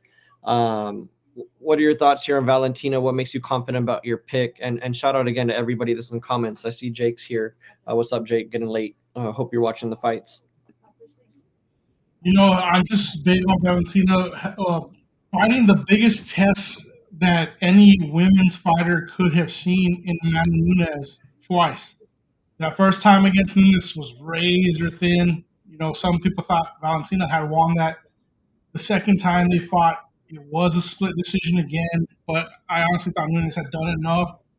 Once you've seen Nunes 2 times, that's the best that women's MMA can offer up until this point. We haven't seen anybody better than that. And she has gone through everybody else on the roster, barring Alexa Grasso, which she got her lick back and has the title back for beating her. So I got faith in her body of work. So I'm going to go with the body of work over the French woman, Manon Fiorot, who is the favorite right now at minus 135 to win this fight. Minus 135, a little bit of money kind of here has been coming in on Valentina, but Fiorot still holding up as the favorite here. But as she's doing her walkout on my screen, you're just looking at her last 3: Blanchfield, Rose, and Sermonara. Her last 3. Look at the dates on those fights. Yeah. 2022, 2023. Year apart. No, not a lot of activity. In 2024, for sure. And Blanchfield, I mean, that's her last fight, right? And so then you're talking about a step up to Valentina, and she's the favorite. I don't know. I think there might be something that I'm missing here. And if I am, I'm about to find out, and might lose a little bit. Yeah, so that's kind of what we were asking ourselves with these odds makers. What exactly is it that we're missing here that they're favoring her minus 135, minus 140 in some books? What are we missing? Because it's just not matching up. This girl doesn't have the activities, fought once a year. Her best win, Rose Namajunas, who, in 2023, the fall off was already there. I'm not sure what we're missing that the odds maker said, hey, almost, well, not 2-1, but pretty good favorite here. Chat, let us know who you guys got. Valentina or Fiorot. Gonna take the French favorite here at minus 135 at closing. Or you're gonna, take a shot on the underdog and the champion at the moment, who's gonna come in wearing the black and gold as the short underdog. We have odds up here, a little off from where they're closing, but at the time, minus 130 plus 100, close enough. Let us know in the chat who you guys are on. Looking over Fiorot, Roland, 12-1 overall record, 6 knockouts, 6 decisions. Does not seem like she poses a submission threat. Does Valentina just get super smart and says, "I'll wrestle you 5 rounds"? I think that's where this fight's gonna go. Because again, if they're gonna be striking and this turns into a pure boxing match or a pure striking match, if you will, I think that's where we see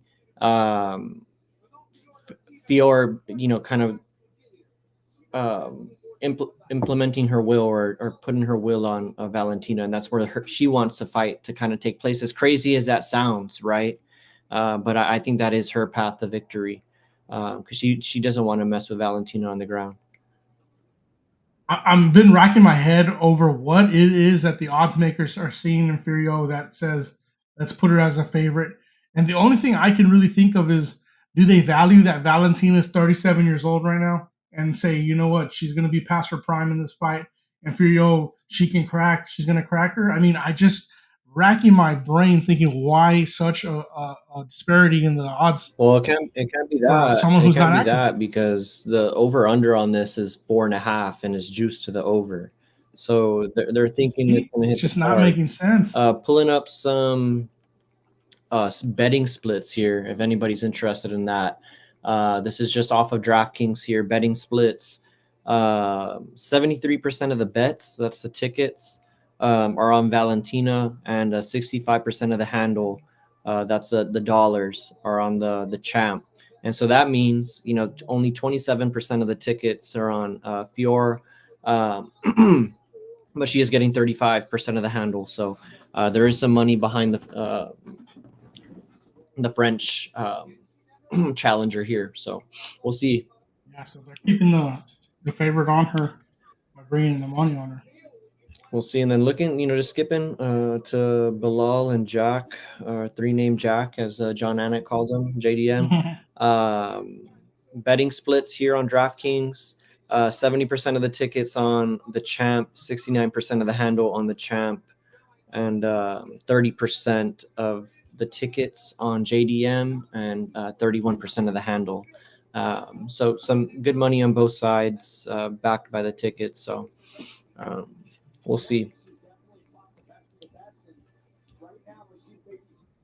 I want to see these two match up in the octagon here real quick, just to see the size I do like difference. Valentina's fighter kit.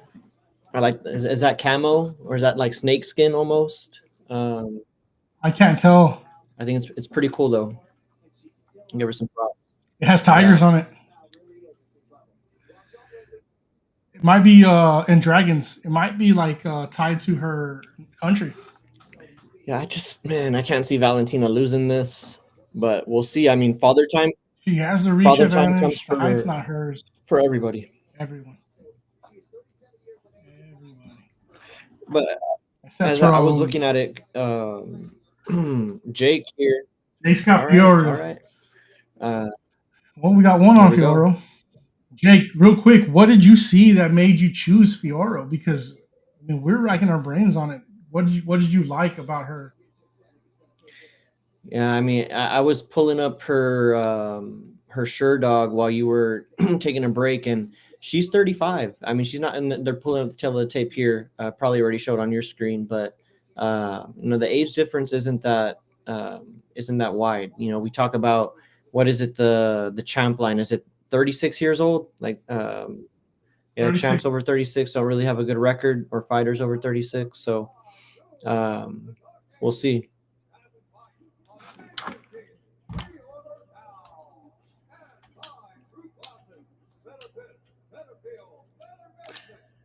You see the Astros game today, Justin? First inning, I think they gave up like 9 or 10 runs, something like that. Justin took a little break. All right. Depending on where y'all screens are, I got Bruce Buffer doing the introductions here. They've cut the lights. Justin, I was just asking you before you cut, if you watched the Astros game earlier today. So I watched the first inning. Lance McCullers is coming back. Super excited about McCullers coming back. And absolutely disastrous. 12 runs in the first inning. And we kind of marched back towards the fifth. It was 12-8, 12-7, and it was just a little too much to come back from. The Reds have had our number for a few years now. Yesterday, we finally broke that curse, got a win over them. But today was just a little bit too much. We need Hunter Brown on the mound a little more often if we can. Yeah, and the Astros have remained competitive. The West is going to be one of those divisions that I think kind of goes down to the end. And it has been trying to really make it out for 7-1-3 day in Houston, just to experience that. They will be playing the Texas Rangers this year. There we go. They do it big for 7-1-3 day, being that that's the Houston area code. So I really want to see it one time. Every time I've been in Houston around 7-1-3, it's always like the day after, and I'm trying to get the merch that's left over. But this time I want to. I feel you. Yeah, you got to do it. That'll be a good one. Jake says he likes the more muscle. Valentina's a little too small for him. He wants the. Yeah, I mean, that's fair. Yeah. That's fair. When they touch gloves here, I think we might notice a little size. Ariel definitely got bigger shoulders, bro. I'm telling you that. She got bolder shoulders. You just gotta think skills, though. The skills that pay the bills that Valentina has.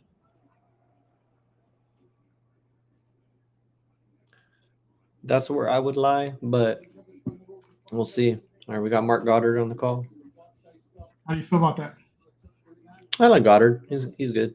He's strict. I think he's one of the guys with a short leash.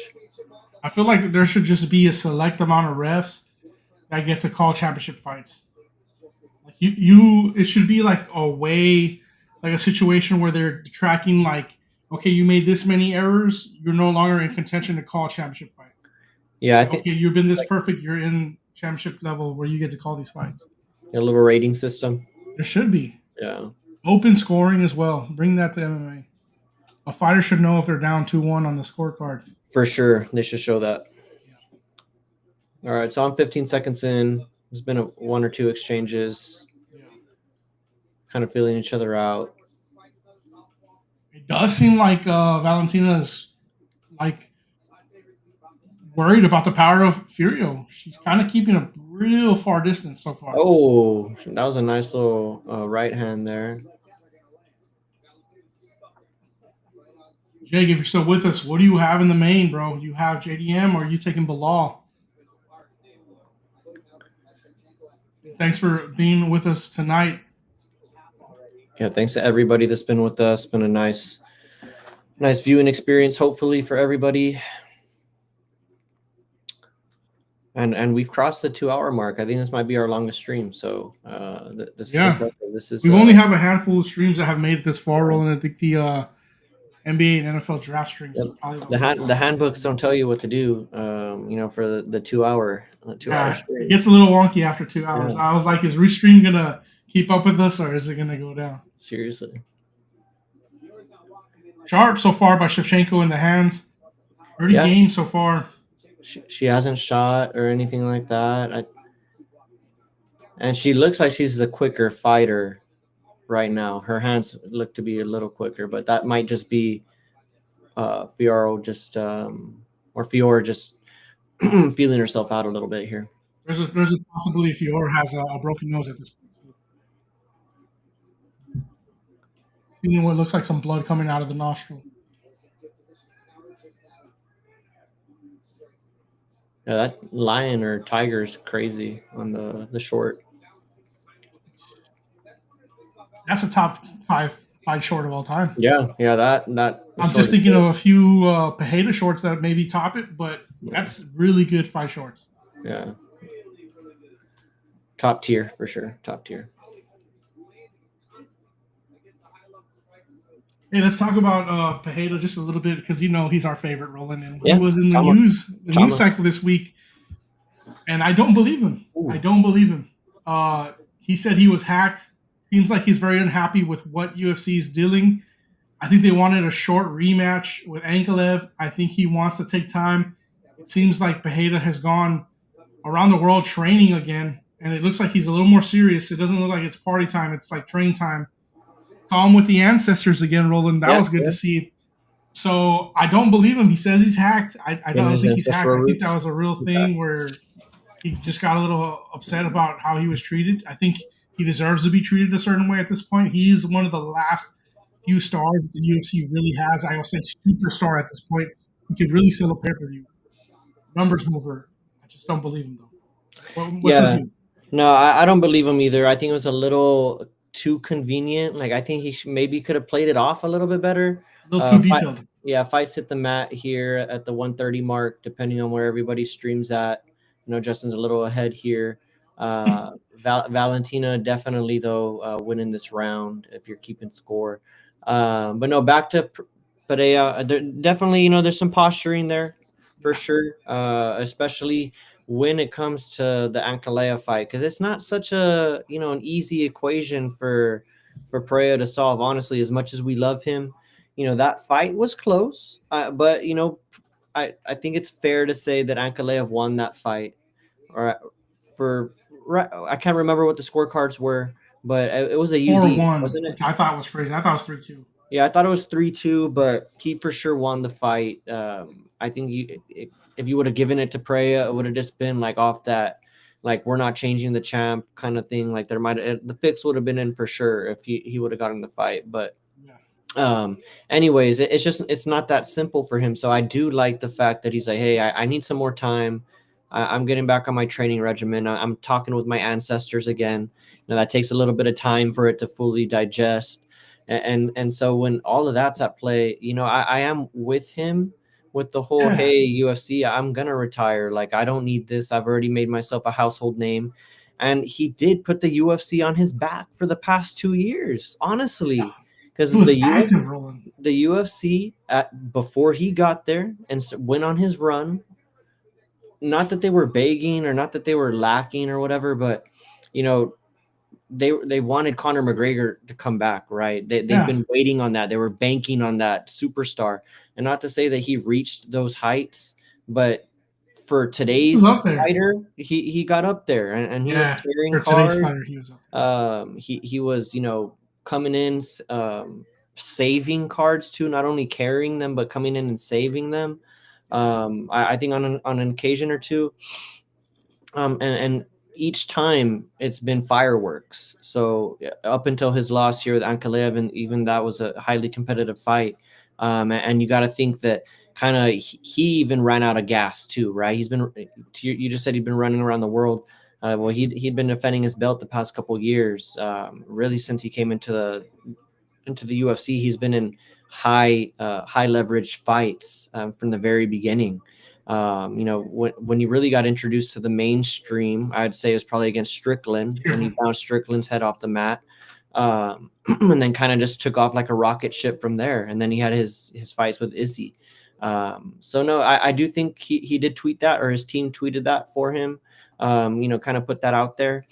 And then he kind of came out and said, hey, I got hacked, whatever, but he was still very serious in his tone.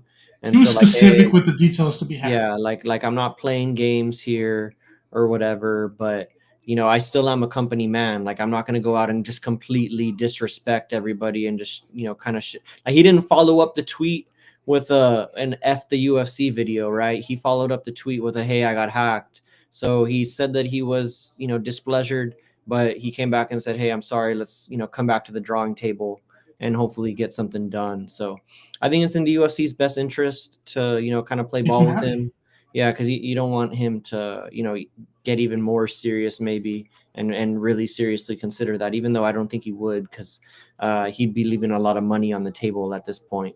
Um, And Roland, he's a guy that you don't necessarily have to have the belt on him to really push him, to sell no, pay per not at views. all. Not at all. Like, People are going to watch him. I know UFC always wants to have um, a belt on the line for the pay per view, but I almost feel like he's entered a level where if you say Alex Pereira's fighting so and so main event and it's pay per view 318, people would still buy it without a belt being on the line. Roland, he's Oh, yeah. that guy. 100%. He's still that guy. He's still box office. He's Yeah, still box worth office, the price great of way to say it. admission. Still a guy that you're gonna put on your TV screen or find a way to watch his fight. He's a guy, like, if you're not at home like we are today, you're still gonna find a way to watch his fight on fight night, because that's just how electric he is. But just looking at this fight here, Valentina and Fior, what's your thoughts on round two? It's kind of been, I'd say, a little bit more even, some of these exchanges, I'd say, and I've seen Valentina up against the cage a little more. What are your thoughts? It's where, kind of what Jake was saying, where Frio is a little bit bigger. She's a lot bigger. I mean, I didn't realize how much size difference it was going to be in the cage. That first round, she weathered Valentina's best shots. Valentina got the best of her. And the second round has been a dead heat. We're looking at a pretty even fight. Valentina's been aggressive, trying to definitely move the fight to the ground. She's made attempts, struggling. And now, as you said earlier, back against the cage for Valentina. Frio is not able to do anything when she has Valentina's back against the cage, but she is the aggressive one putting the back on the cage. Mm-hmm. Yeah, she's controlling. Yeah, and Valentina's maybe, 2 or 3 takedowns failed so far this round. Close fight here so far.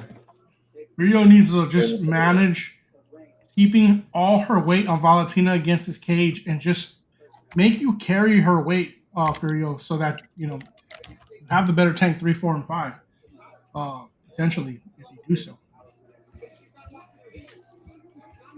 This is going to go 1-1 so far, I'm thinking. Yeah. I feel like Frio's really going to take this round here. Yeah, I think this is a 1-1 here. What are your thoughts on? And I know there's probably not too much to talk about, other than I did see something in the news a couple days ago. John Jones fight still hasn't been announced against Tom Aspinall. Some are saying that they're trying to talk Aspinall into taking a fight with Gane. Do you think Jones is still posturing, or is this fight just not going to happen? I don't think that fight's happening. I don't think John wants to let Aspinall make a name off of John's body of work and legacy. I don't think John's entertaining this fight at all. I think there's a number in John's head, paper-wise, that you got to pay him to do this fight, and I don't think UFC's close. I don't think they're close to that number. And if he doesn't get that number, I think John is willing to just ruin this man's career in a way and just hold out and make him wait. Yeah. Because how many Aspinall's almost a year at this point holding this interim title. There's fights we should see in the heavyweight division that are not happening. It's just being stagnated because John Jones doesn't want to fight Aspinall. I don't blame him. I don't think he should. I don't think it's a good fight for John at this point. He needs to train a little more. That would go Aspinall's way for the most part. He just wants to make sure that if he does take the fight, like, it's absolutely on his terms, like you said. Like, he gets the number that he wants. He fights when he wants. He makes Aspinall wait a long time because he doesn't want to make him. Oh, hey, that might have been an illegal knee. I thought it was close, but she got her hands in the way. She should have probably taken the knee and said, "The fight's over. You hit me." Let's look at the heavyweight division, though. John Jones, Aspinall, Cyril Gane, Volkov, Pavlovich, Blades, Almeida. I mean, it's not a deep division. After that, you go to Marcin Tybura. Should never be in the heavyweight title picture. Derek Lewis, Tai Tuivasa. These guys are not serious title contenders. They're just not. So this division is very short. And Tom Aspinall should be running through these guys. Should be having the chance to run through these guys. Fight the Volkovs, fight the Blades, and he's he's being held up by John, and the whole division is just has not been around since how long now? Yeah, he's becoming another Michael Chandler right before our eyes. Yeah, You're waiting for that red panty night that might not. it might come back now after Connor saw how bad Chandler looked against Patty. Yeah, I mean, you got to think if you're Connor, you're like, man, I think I could piece up Chandler now. The way that looked. or you're thinking to yourself, "Damn it, I should have just taken that fight originally because I would have pieced him up easily back And then." I would have been looking good. Oh yeah, imagine if he would have taken that fight kind of off of the Cerrone timeline, or I don't know how far apart that was. Some training videos did come out this week of Conor McGregor just hitting a Soccer. big pad in the black octagon, person? and you can tell his speed is gone. That speed is not there no more. He's playing soccer, man. Yeah, he's doing other things, running for the president of Ireland at this Yeah, point. he's doing the Black Forge in. He's a real diplomat. Yeah, man. And that's because he's not on Proper 12 anymore. Didn't they write him off of Proper 12? They paid him out. Yeah. He's still on something proper. I'll tell you that. It might be white, but it's proper. And he's promoting BKFC. I mean, we see him more at the BKFC events than we do at the UFC events at this point. No, for sure. Man, to your point, you pointed it out in the second round. After that first round, where Valentina pretty much looked like was on her A game, gave Fiora a lot to think about, cracked her, gave her a bloody nose. The tide has turned, and Fiora's really leading this dance right now, or at least on my screen at the 3:45 mark in the third round. Yeah, I'm at 320, and that's kind of what I'm seeing for the most part. She's got Valentina just backing up, back against the cage for the most part. Yeah, That's not a spot you want to be the smaller fighter in. You want to be the aggressor here, get the bigger girl on her back. And Valentina cannot get the takedown. I've seen her shoot a few times now, and it's not happening. I wonder what the stat line is on takedowns right here. running a little bit here. I have it 1-1 rolling. I don't know about you. Yeah, I still got a 1-1. If it keeps coming this way. I still got a 1-1. I mean, this round has been pretty even. I think if it ended right now, it's maybe Fiora's round. She's been doing some good work in the clinch, landing some strong knees here. And she does look like the stronger fighter here. And to your point, Valentina hasn't been able to land on a takedown. Which is where, I mean, I talked about it a lot. That's kind of where we've seen her game the past couple of fights kind of transition, was to the mats, but she hasn't been able to get it there. Right now, I'm at the 150 mark, back against the cage for Valentina. Just no activity. You're hearing it from the crowd. They want to see her active, and she has no answer to get for your offer at all.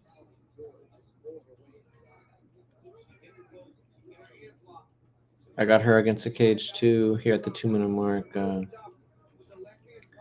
Fiora's controlling the fight. You have to capitalize on the damage you've already landed. If you're Valentina, work the face a little more. You got that nose, looks to be broken or whatever it is. Mm-hmm. You need to hit some elbows. You need to get this fight a little uglier at this point. But she's ragdolling her, rolling. I mean, yeah, I mean, she's clearly Fiora's clearly the stronger girl here. Fiora looks like a 145er. Yeah. Or 135er, really.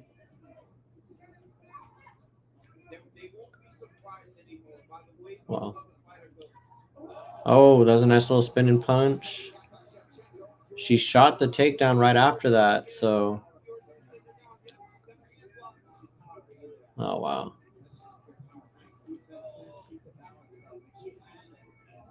Up against the cage again. Not a good look here for Valentina, although that was a good little spinning back fist. We'll see here. I'm at the 50-second mark. Gotta think after this round is 2-1 for the challenger. Champ's gonna have some work to do here in the championship rounds, rounds 4 and 5. Still shooting for the takedown here on my screen. About 30 seconds left. It's 2-1. 2-1 for Rio for sure. Yeah, 2-1 for the challenger. Nice moment at the end for Shevchenko. She's gotta let the hands fly a little bit.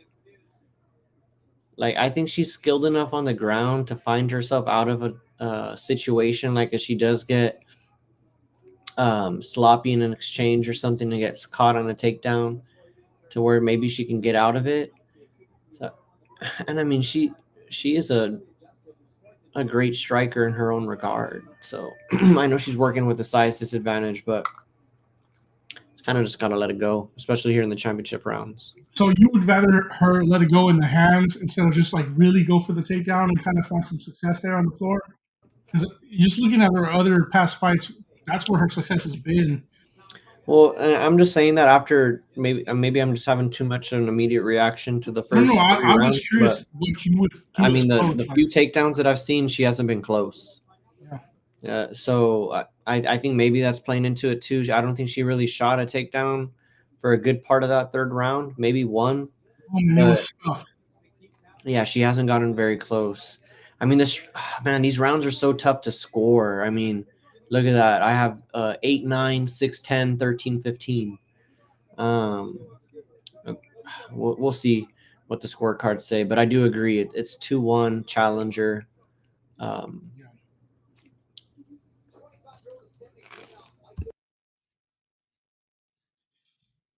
Live odds got Furio at -300 right now. So Shevchenko's +220. There we go. Yeah, we see something out of Shevchenko finally.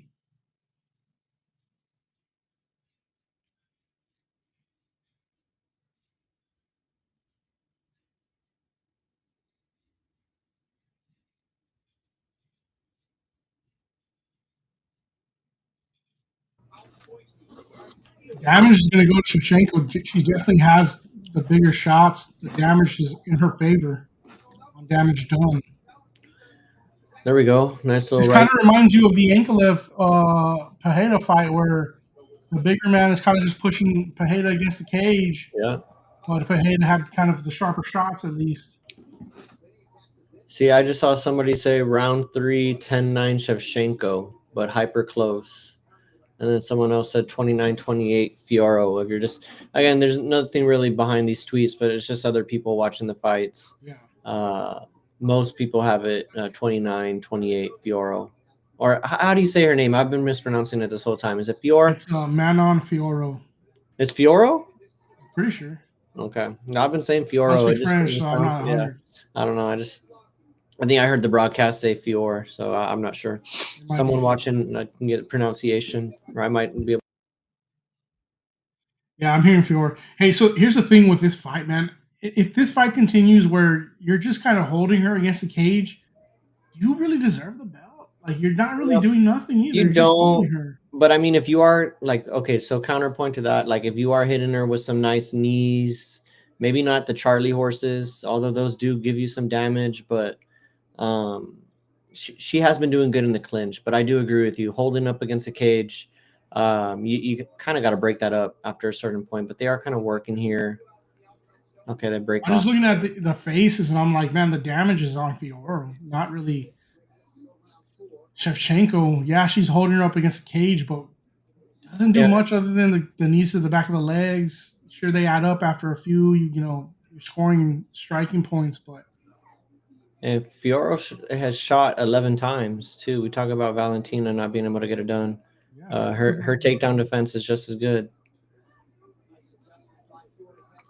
She just can't get that double leg. At this point, from what I'm seeing, Valentina has more in the bank here for the significant strikes for the 3 rounds. And I think she might be the fresher fighter at this point, the halfway mark, crossing in the 4th round. Fiorot looks to be breathing a little heavier. She does have that nose that she's got blood coming out of. Ooh, nice little spinning back kick. Clinch after clinch for Fiorot. And she's strong in the clinch. That's where you can really see that size. or the strength advantage too.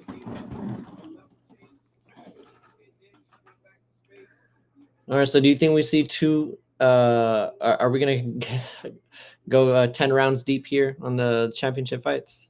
I would think the odds are probably in our favor to do so at this point. We'll be here till 1. We're gonna go needed. 10 rounds deep. Yeah, that's tough. But, It's funny. We should definitely track the overs on women's fights and what we would win money wise if we just bet the over and carry over every time. Yeah, and you also got to think about the juice on some of these. Like this one, like they know, like it was like minus 320 or minus 300 to the over on the 4.5. There's got to be a way to make it mathematically viable, though. Like, yeah, you bet something, one fight that's a little bit closer, it gets to the over, roll that money over, and just keep rolling the winnings over. Oh, Valentina, successful takedown. Yep, finally. There we go. It's going to be 2-2 after this round for I was me. going to say, If it keeps this way. At the 45-second mark, I have Valentina winning this round to make it 2-2. That was a nice little knee, though, from Fiora. But I feel like that's been her biggest damage, has been in the clinch. I don't think she has, other than the second round, really dominated the striking exchanges. She's won by controlling up against the cage and her clinch work. But I got to give Valentina. Yeah, to play it safe, we're going 2-2. Valentina and Mario in a draw right now. Round 5 will decide it for me. I have a 2-2, just playing it safe. I could see a case for 3-1. Valentina. Valentina just dropped her. Yeah. To end the round. There we go. Okay, and she's going to have the gas tank in the 5th round in her favor. All right, let's go, Valentina. And that nose is for sure broken. This is it. Whatever tank she's going to have is going to be shortened by the mouth breathing in this round. Great call rolling on the Valentina. Keep it in the standing range. That's where she was most effective. Yeah. Yeah, just let it go a little bit. Coach. Yeah, man. Yeah, just got to get me there on the corner. Minus 130 coming into this round for Valentina. She's now moved over to the favorite. There we go. Got to like her prospects going into the 5th round. Does she come out charging because she's up and she's hurt her? Or does she just play it and don't do adrenaline dump and just play surgical? She's still surgical with it, but I do think she is going to press. Yeah, pressing would be smart. Yeah. Just to start the round a little bit and bank it early, because that's the thing. It's a close fight. It's the last round. Bank it or at least start with the lead. You don't want to be fighting the 5th round or lose the 5th round early and then have to catch up the back half of the round. It's so critical to sway a decision early in these 5th rounds where you're tied to. Yeah. Because I mean, we've seen a lot of times fighters like leave the lasting impression and they get the job done, and sometimes it's just a little too much, a little too late. Just it all depends. It's in the eye of the beholder, but yeah, we'll see. It better to start strong. And she came out first 15 seconds. Both fighters engaged.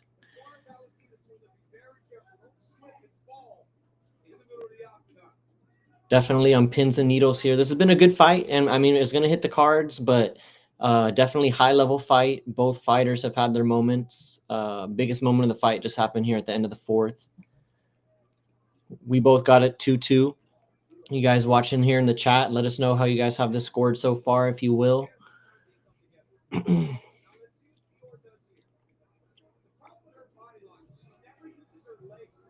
And after this, you know, let's talk a little football after this. We got rookies kind of reporting. It was a little rookie mini camp action this past week. We saw, you know, the likes of Shedeur Sanders take the field. Dylan Gabriel, going to be one of the hotter off-season quarterback battles there. You know, they got Joe Flacco in the quarterback room and Watson still healing from the Achilles. So probably going to be one of the 2 rookies starting, or Kenny Two Gloves, Baby Hands, Pickett's. We'll see. But yeah, let's talk some football after this. Give our thoughts on the Cowboys, among other things.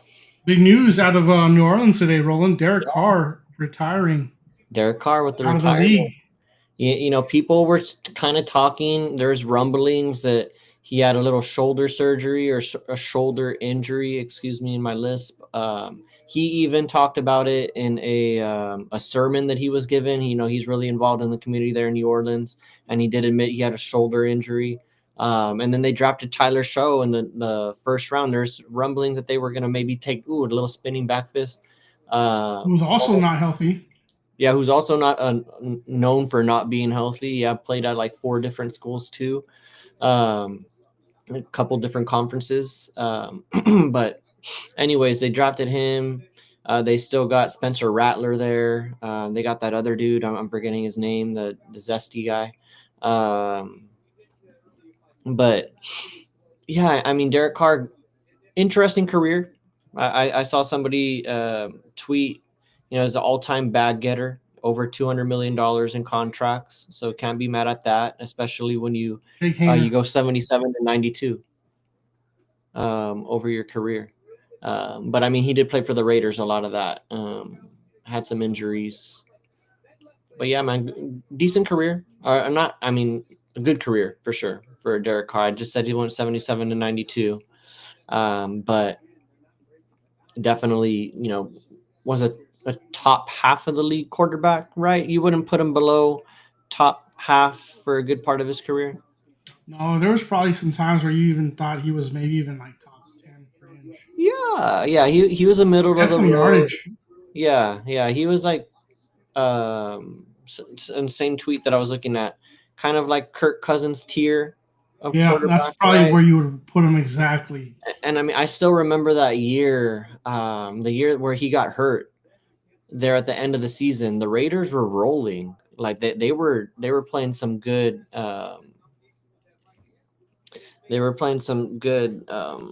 football at that point in time when he had that gruesome injury, and the team kind of never came back from that. And then again, just playing on the Raiders, hard to overcome that. But found himself on the Saints. Really didn't have too much success there. That's kind of the twilight of it all. But yeah, Derek Carr, man. I mean, you would say he had a better career than his older brother? By far, just not having to take the sacks. Yeah, I was gonna say, although his older brother did have to play on the Texans while they were an expansion team, so that was tough. 30 seconds left on my screen. You're probably going towards the end. I have Valentina winning this round. 3-2. Hopefully 3-2 in favor of the good guys here. You know, for 2 rounds, Furio made it very interesting. Yeah. Was able to hold her against the cage, kind of do some damage with the knees, but it was just not enough for the gas tank that Valentina brought 4th and 5th. Damage at the late of the 4th to kind of sway that round towards her. Big punch, overhand right that landed, knocks her down. And then early in round 5, kind of puts the pressure on for the most part and just does enough to win the round as well. For 2 rounds, it looked like Furio was taking over. Great fight. Like what I saw out of Valentina there, she still got a lot in the gas tank.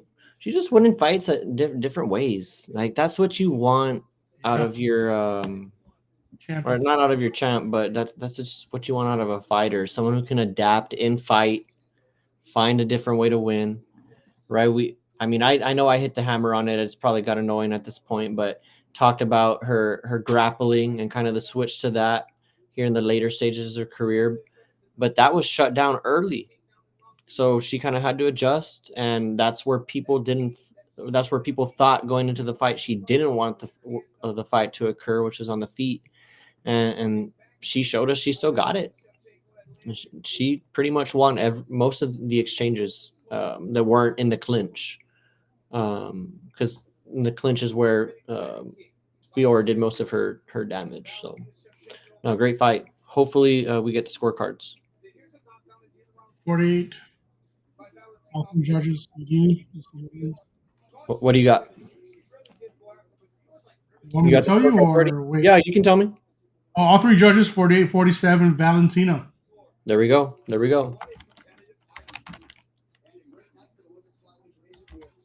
No bullshit tonight by the judges. Gotta appreciate that.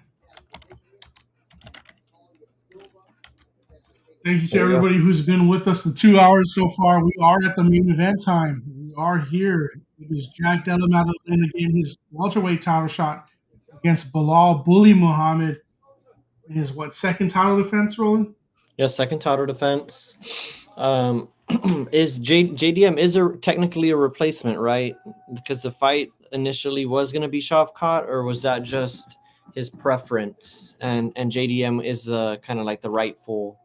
I think it's just a Right. replacement. I don't think it was like a preference thing. Yeah. Okay. Shavkat got hurt in December. Yeah. This so was a fight that he- should have happened in December. He's a replacement. I like Bilal in this fight. We talked about it earlier. JDM, exciting fighter. I he's definitely the better striker, if you will, or the more well-regarded striker, more exciting guy with more pop, guy put you on your back.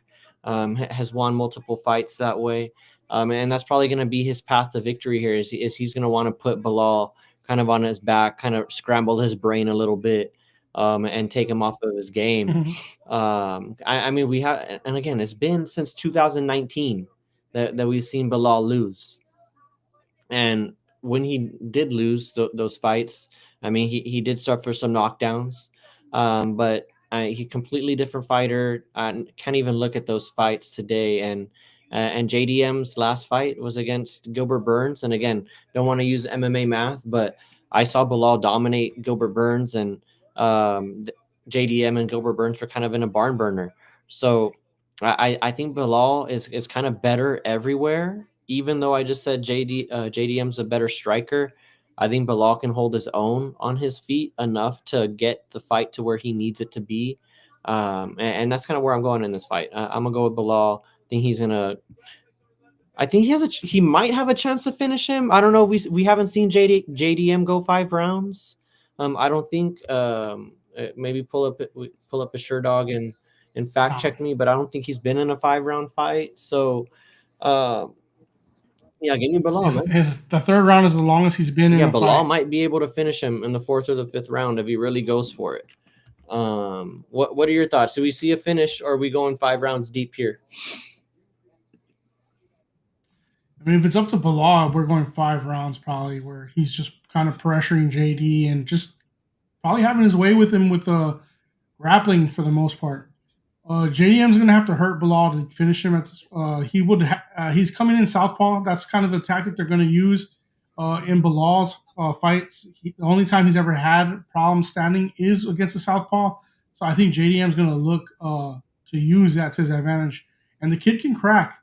So you got to think his damage can probably be done in the early rounds, and he's probably going to be looking forward to trying to get a finish and push the pace early to beat a Bilal, because Bilal, as the rounds get 4th and 5th and 3rd, he's going to be the stronger fighter. He's the sharper grappler. He's going to put the pressure, put you against your back against the cage. Those are the grind fights that Bilal really can do. He's a grinder. And so you want to be able to get through Bilal early, because if you are fighting him 3, 4th, and 5th, Bilal will grind out these wins, and he's one of the best at grinding out wins. Man, I'm looking here at the board. I had in pocket. I know we did give our picks, and we're looking pretty good. I think the only, again, discrepancy Justin and I had was on the Zahabi and Aldo fight, and that was a close fight that Zahabi won, but looking pretty good on the night. But in pocket, I did have coming into the night Bilal and Mike Malott as a parlay. So I got Bilal closing that out, but I kind of like the fight to go to the distance, hit the cards. It just scares me that we haven't seen JDM in a 5-round fight. So all of that stuff that you brought up about Bilal, I mean, could we? And again, this sounds crazy talking about it when we're talking about Bilal, but could we see a finish in the 4th or the 5th round, maybe, after he's been wearing on him and just like impose his will on JDM, and JDM's just like, hey, I'm gassed, kind of a deal. Like if he grinds him out and he just, ground and pound against the cage, and he's just, the ref's like, you know what, JDM, put your hands up, defend, and Bilal's just there grinding. Yeah, we can see a finish. It's not highly likely. I'm sure the odds for a finish are not the best, but Bilal has that ability in him to just be the grinder Yeah, that he can be. And you know what they say: you win the title, Roland, you get 20% better. And so we probably haven't seen Bilal reach his full welterweight potential. He has been getting better. I hate to say it, but he Yeah. has been getting better. So I mean, I'm looking at Still Bilal hate in him. the 4th round plus 2,000, Bilal in the 5th round plus 3,000. Yeah, High odds. I mean, I don't know. I'm probably just gonna stick with what I got. Sprinkle and nickel. You know what I mean? Yeah, Something light. If you think there could be a finish, if you I mean, don't I do don't think that there could be, but again, it's just like I'm betting on Bilal. I'd rather. I think that the fight hitting the cards is more likely, unless JDM just doesn't have a gas tank, which we're gonna find out if he does or not. Here pretty As shortly. soon as we get to round 4 and that bell rings, we'll find out. Hey, so I think we'll football get real there. quick. Cowboys. We get George Pickens. Quick reaction. It's going to be on a short term. He's already said he's not signing a deal in season, I guess. Betting on himself. Can't blame him. Going to be playing in a, for what it's worth, high octane offense. When you have a healthy Dak, you got CD there. Jake Ferguson. So maybe not high octane, but a better offensive environment than he was in Pittsburgh. What are your thoughts there on the trade? All in? You buying some merch? Closer to all in. Closer to all in. I like it. CD can't be the only guy because then they can just kind of, double him. This frees up CD in the slot. Pickens was pretty much somewhat decent with the deep ball. Sure, that's all Russ has to throw, the moon balls. But he can catch him. He's aggressive. He wants to win. He has a little TO streak in him where he's, willing to throw hands on the field if he has to. He's aggressive like that. I like it. I don't necessarily like our draft, what we did in the draft.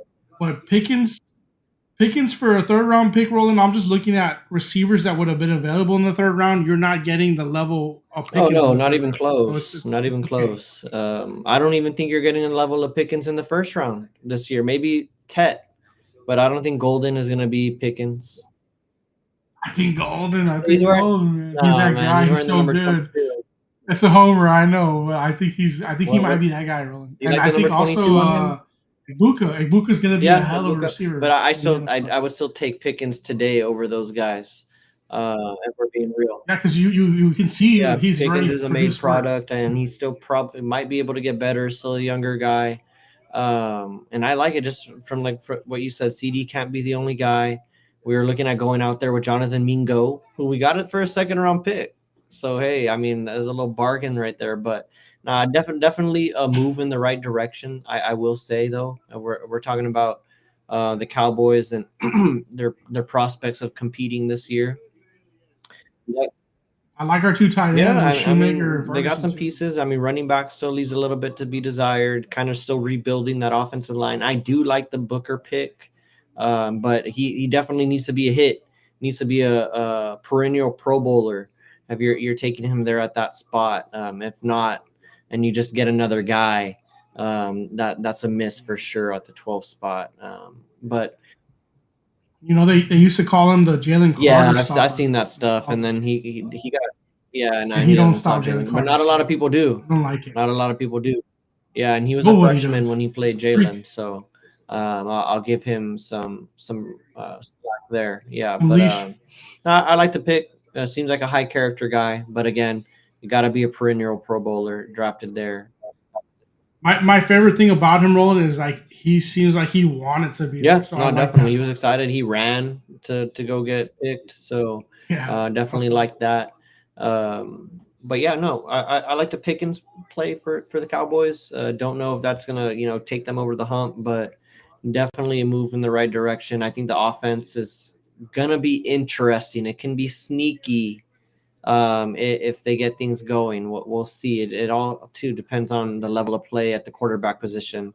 and what we get from number 4. So we'll see. Definitely over there. Just curious, the NFC East loaded with wide receiver duo talent.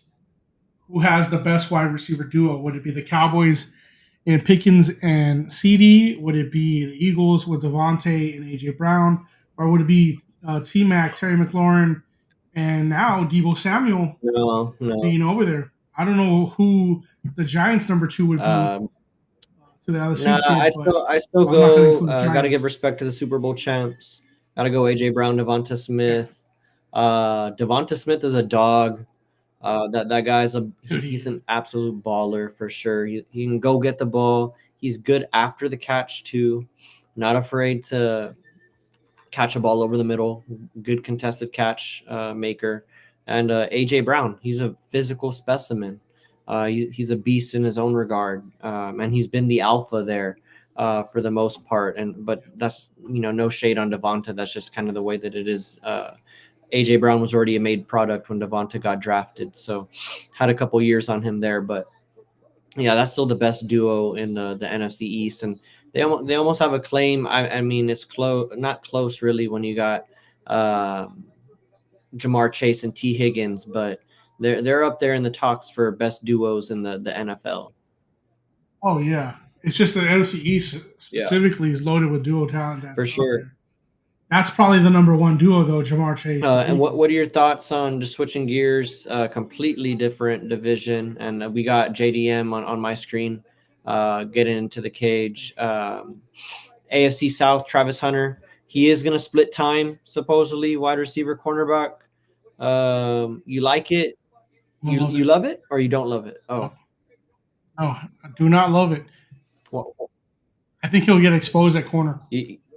I heard the argument. You got to be a master of your craft, right? You can't be good at both things. If you want to be kind of a superstar in the league, you don't get paid for being a generalist. You get paid for being a specialist, kind of deal. And so it kind of benefits him to, spend all of his time on one side of the ball. And, that most people think that should be on offense. But I think the early word is he is going to split time. And I don't know if that's maybe you got a young coach, right? You got Liam Cohen, young coach. You got a weird GM, that guy giving some weird speeches. But he's a young guy too. So maybe he's trying some Madden stuff, wants to play him on both sides of the ball. I don't know. I kind of agree with you. I think it might be a little bit maybe of a recipe for disaster, but who knows? I mean, Travis Hunter is a one of a kind, and anybody can do it. Maybe it's him. I don't feel like he has cornerback NFL speed. Yeah. I think his money's going to be in the slot. And man, he is a beast at receiver. I mean, people are kind of throwing out Justin Jefferson. I don't know if he's that good, but definitely has similar movements. At Colorado and even at JSU, we saw him get beat just too many times in the corner spot. There was some big plays that Travis Hunter was able to make at corner, game-changing plays, because that's the type of player he is, Roland. But he can be had in the cornerback spot. So I don't necessarily like him at corner. All right, I'm gonna take a little break here. Gotta run to the restroom real quick, but be back in time here. I'll man the fort while you're down here. All right, so over here we got Bilal, remember the name, Bully Muhammad, making his way into the octagon. He did get his country flag cleared for this fight. There was a situation where it's been like maybe 2 fights where they didn't really let him have his flag coming into the octagon just because of the situation in the Middle East. But we're glad to see him have his flag. That's cool. Should be able to rep his country if that's where he's from or what he represents.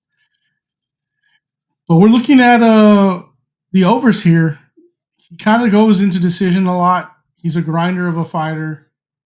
And the guy he's fighting, Jack Della Maddalena, just came off beating Gilbert Burns, someone that Bilal just went through pretty easy. And when Gilbert Burns and Jack Della Maddalena fought the last time, JDM had struggles with the wrestling. and that's Gilbert Burns. Very good grappler, obviously, really good BJJ player, but he is not at the level of wrestling and the grappling that is Bilal Bully Muhammad. So I do expect Bilal to kind of just grind this fight against the cage for the most part, double leg here and there, and then just stay on top and stay heavy. Just not give JDM, which we know he can crack. We know he has hands, and he's going to be coming in the southpaw position against Bilal because that's kind of where people have found success. I don't think he gives him the opportunity. Bilal kind of has picked his shots in the UFC and said he'd be champion and kind of fought his way, and it really shown that he has the potential to be a good champion. They have kind of written him off though a little bit, the UFC, in the way that they promote him. I mean, they have the guy who's the lightweight champion right now talking about, getting a title fight at welterweight, the belt that Bilal's holding, kind of like almost preparing for his loss, which is crazy to me. I don't think they really give him a fair shake in promotion. He has struggled at times. He even gets picked on by people who go to the meetups and they make fun of him. It's a weird situation that he's in. Unfortunately, he's not the most marketable guy with the belt. We've seen Dana have to put the belt on him and kind of like sigh while he's doing it. So you want to see a performance to kind of turn the crowd. If Bilal wins, he definitely should come out and kind of cut a little promo at the end of it. Say, hey, you're not going to get through with me yet. I'm not done with what I'm doing. It's kind of what you want to see if the UFC is not going to help to promote themselves. We got rolling back. Yeah, I heard a little bit about what you're talking about. Definitely do think Bilal kind of fighting an uphill battle with the UFC. Definitely not one of Dana's favorites. And Yeah. I mean, Bilal really hasn't come out and said anything disrespectful to the UFC or kind of been defiant to the UFC or refused to fight people. To anyone, really. Yeah, I mean, it comes down kind of to his fighting style, and I don't know, and he's even associated himself with the right people too. I mean, he's out of the Islam fight camp, and Islam is in good graces with UFC brass, and I want to say Ali is his manager too, and Ali gets things done for UFC fighters and is in good standings with with Hunter and those guys and Dana White. So yeah, it just doesn't make sense. I think maybe there might be some like geopolitical thing going on there too. I don't know if any. There might be. Honestly, I was talking about that, Roland. I said it's the first time he's been able to rep his flag in like 2 or 3 Yeah, I fights. think he had pointed out, and you were probably talking about it, that they didn't have his flag listed on him even on the UFC website, something like that, and everybody else has their country of representation, and so maybe there's some of that there too. And he hasn't been shy about it either. If you follow him on Instagram, that's kind of a lot about what he puts out there, or some of what he puts out there. But all of the discourse with him started way before any of that too.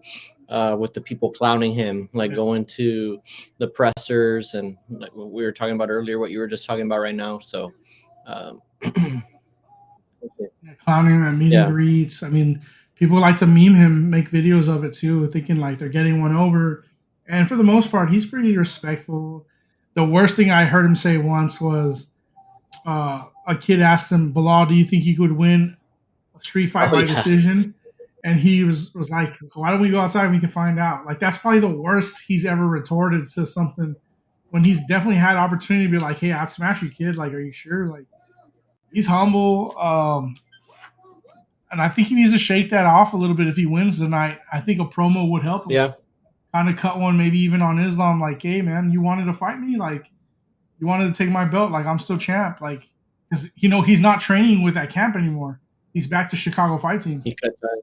So I don't know if there's like a loyalty issue. Bilal wants to stay loyal to them, but I don't feel like they're necessarily loyal to him. Yeah, because I saw that quote that was cut, I guess, of Bilal saying he would never fight Islam, but then Islam was like, "Well, hold on just a second. Like we gotta kind of see Yeah. how things line up because I do want to fight at welterweight." Yeah, so it's almost like they're being pushing him to the middleweight division, and that division is stacked, bro. The middleweight division is stacked. I don't think he gets a fight right away. Yeah, no, and he definitely wouldn't fight right away. Definitely wouldn't get a title shot right away. They'd probably unrank him. He'd probably go to the middleweight division unranked. Gotcha, but you're probably right. Let's see. I think Bilal gets it done though. Just looking at middleweight,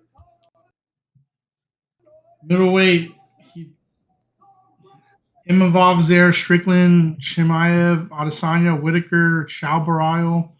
Maybe against Jared Cannonier where you would start him, and that's in the back end. Yeah, probably Cannonier if he's the guy who's kind of getting up in age. All right. So JDM for his path to victory, for me and what I'm seeing, he's got to crack early. I think that's where he's got to. Yeah, he's got to crack him early. Because I think rounds 3, 4, and 5 are all set for Bilal already. Got to crack. So you got to crack him early, get him off his game plan. And yeah, because I mean, Bilal's a guy. As soon as he sets the tone, he's in kind of like his groove, and he's controlling the fight. But if you can kind of break that course early, to your point, that's where his best chance lays. We'll see what happens here. Yeah, you know, his boxing's pretty decent. Like, he calls himself Canelo Hands. His kicks are there. Like, he doesn't have a lot of weaknesses, and he's not like overextending. He doesn't try to do anything crazy. He's a ones and twos guys. You know, he's going to do the simple things and do them effectively. So you got to be able to just kind of go for broke early if you're JDM, because you know you're not really going to wrestle him 3, 4, and 5. Like, you really got to crack. First 30 seconds, I like JDM's action with the jab. Cracked him early. Oh, like his pressure. Came over with that right hand. Bilal definitely got to keep that pressure. Keep Bilal on his back foot. Put Bilal the pressure definitely high. Doesn't want the fight to stay here the whole fight. Jack's pretty quick. Ooh. Yeah, Bilal's hands are looking pretty good so far right now. Man, Jack had one that almost kind of like snuck through and like scraped the beard, scraped the chin. Let's go, Bilal. I'm rooting for you here.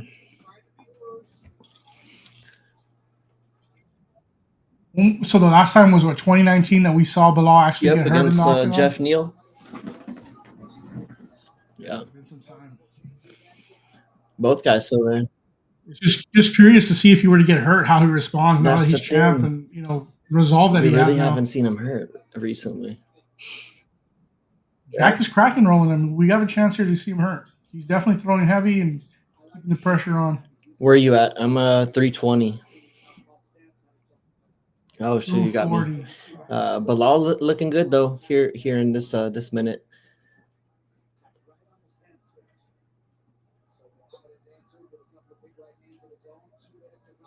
Oof.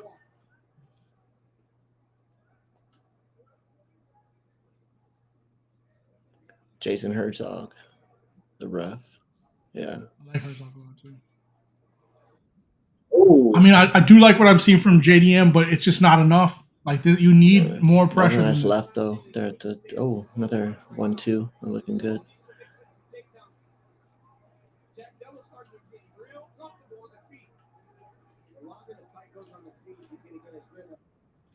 What do you think Bilal comes in at on fight night? 190, 200? Yeah, probably close 190, 195. I don't think he gets too off of 185. He does look dense, bro. He is a bigger dude, and he hasn't tried shooting or anything like that yet.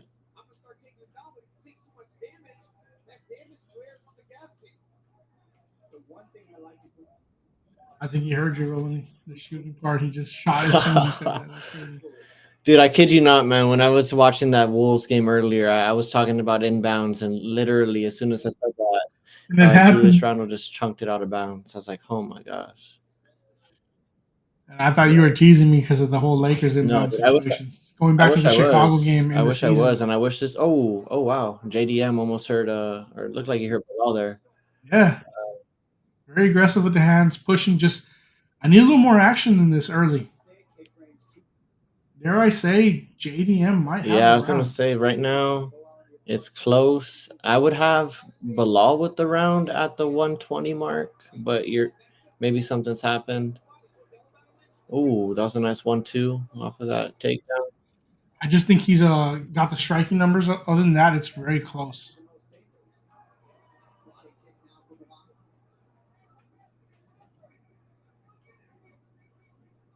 Yeah, I think this is close.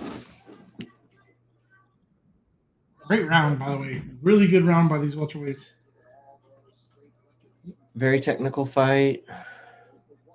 Only one shot from Bilal, which was later in the round. I'm at the 45-second mark. If this round holds, I'm gonna go 1-0 JDM. I think I'm with Bilal. I got 1-0 Bilal. Okay, so we're split. Striking at the Split here. 30-second mark is 2014 in favor of JDM. So off striking. Oh,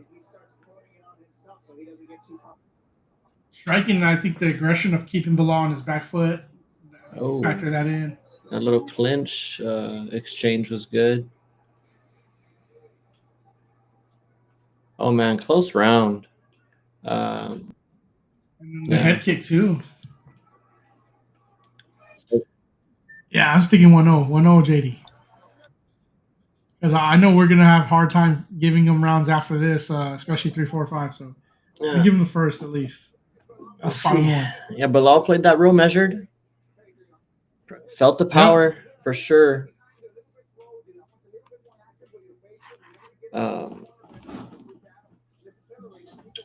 Let's see how he comes out second round. I mean, he shot once. Do you think we see a takedown attempt earlier in the round here? Yes, way earlier. Because when he did shoot him, he did have him against the cage. Just not enough room to get the full takedown. I think he's going to find his spot and do the double leg here.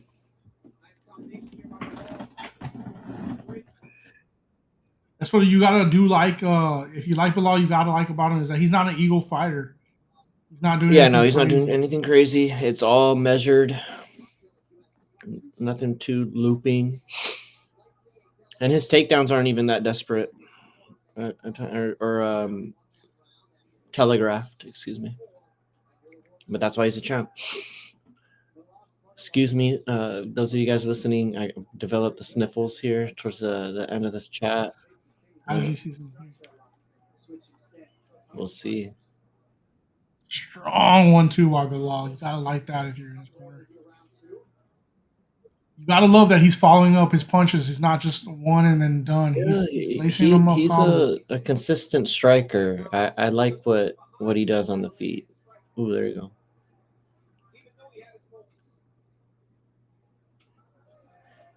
I mean, while he doesn't have like knockout power per se, I do feel like people do respect his hands. Like they feel his punches. Yeah, I mean he beats up on people. When you see them fight afterwards, you're like, oh, yeah, kind of for sure. A little bit. And Bilal puts the grind on you for sure.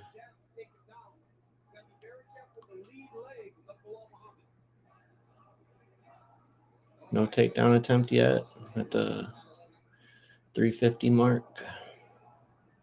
Yeah, no takedown here either.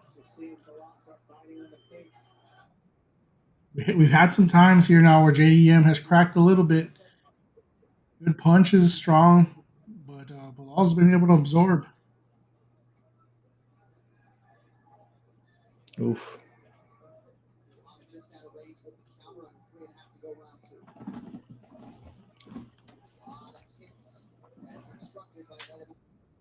Yeah, their commentary team's talking about how no one's backing up. Yeah, I know. They're both trying to lead the dance. Both pushing forward. Oh, that was a good crack by JDM. You saw some sweat come off of Bilal or some spit. That was nasty.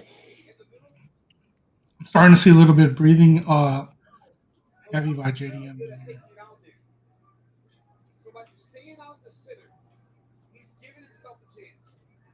Oh, there we go, Bilal. Nice little 1-2. These dudes are keeping pressure on each other. Center of the cage. I love to see this. Oh, nice little crack. And that kind of You can tell they respect each other, but they're willing to be in the center. They know, like, hey, we're not. and you giving got to up think any that's inch where Bilal is going to get the advantage over time.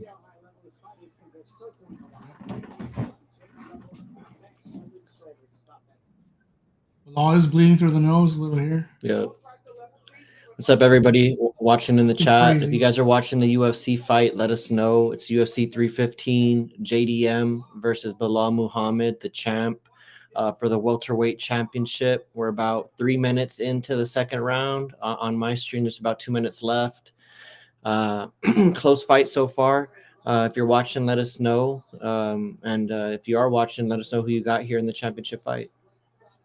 And thanks again to everybody who's watching. Hit us with a like, retweet, or repost, whatever. Definitely a like, though, if you can. Be appreciated. And thanks to everybody for watching. We're already at the 3-hour mark. This have definitely been a marathon of a stream, Justin, I'd say. A lot of talking. I mean, we're not fighting out here doing cardio like these guys and physical strength, but definitely, a long time on the camera here. I'm just trying to score this round. Roller. This is a razor sharp round. A lot of work in this round by both fighters. I think I'm gonna.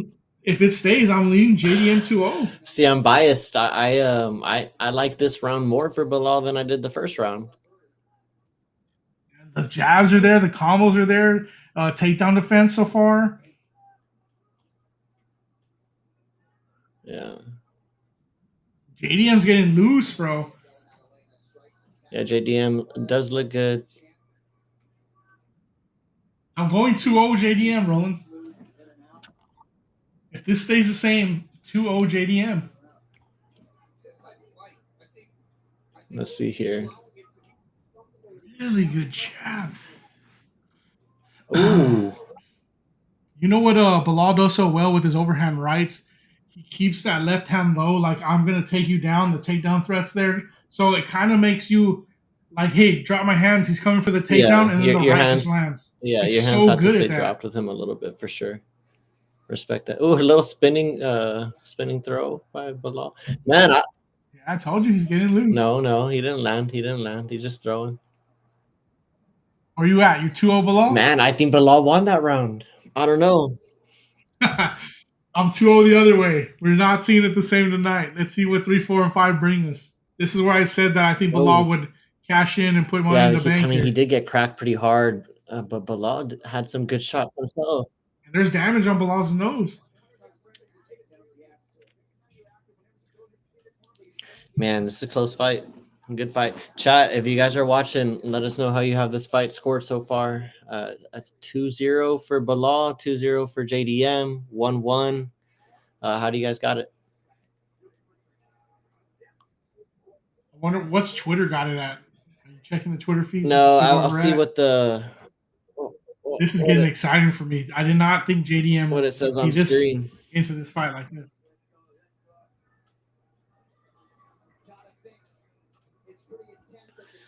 Oh, man, this is a close fight. Really good fight.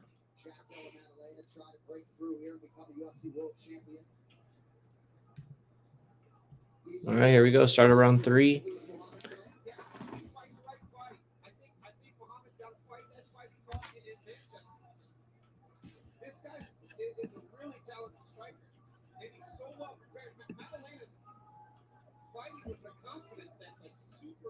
There we go.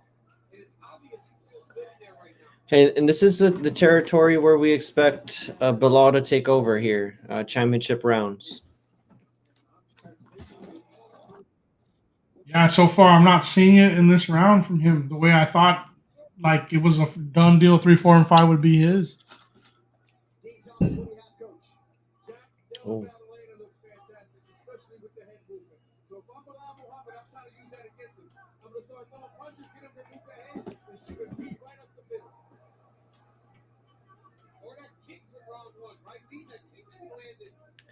You think Dana told the refs if this is even close, Short don't leash on even think Bilal. about it. If this is close, don't even think about it. You better give the rounds to JDM, like he just told them going into it.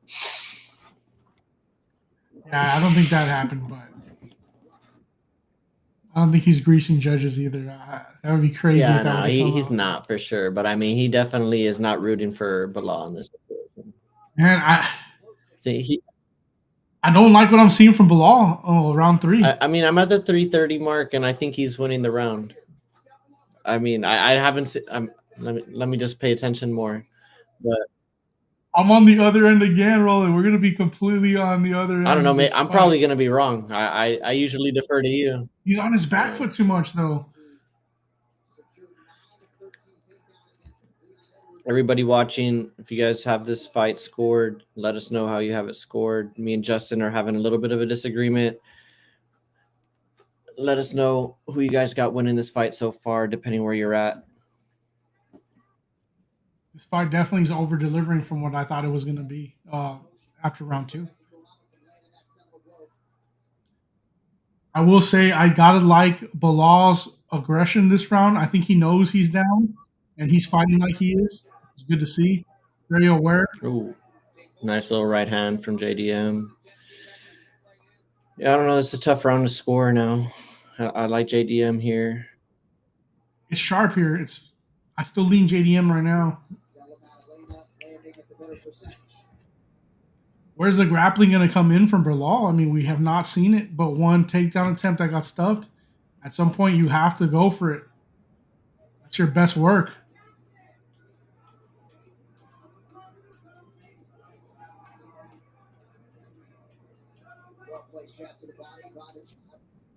Oh, kick, Bilal. Good little right hand.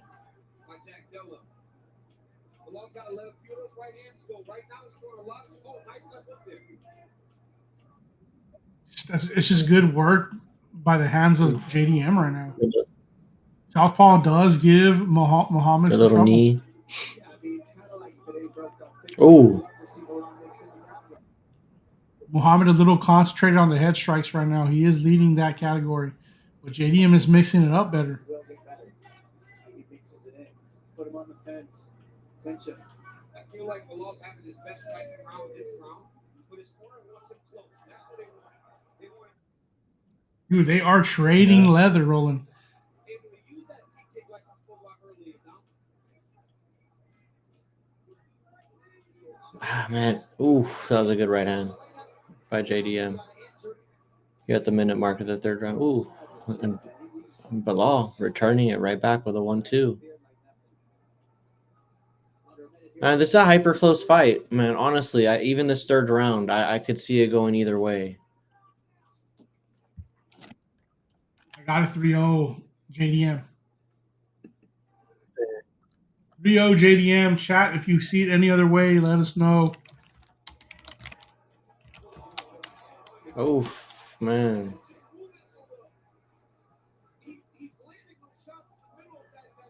See, I like these moments for Bilal here at the end of the third, getting him up against the cage.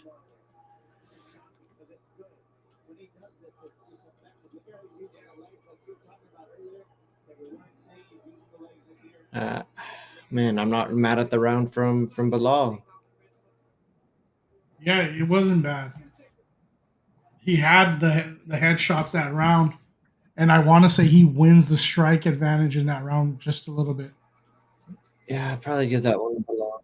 If you said 2-1, I wouldn't be upset, but I got a 3-0.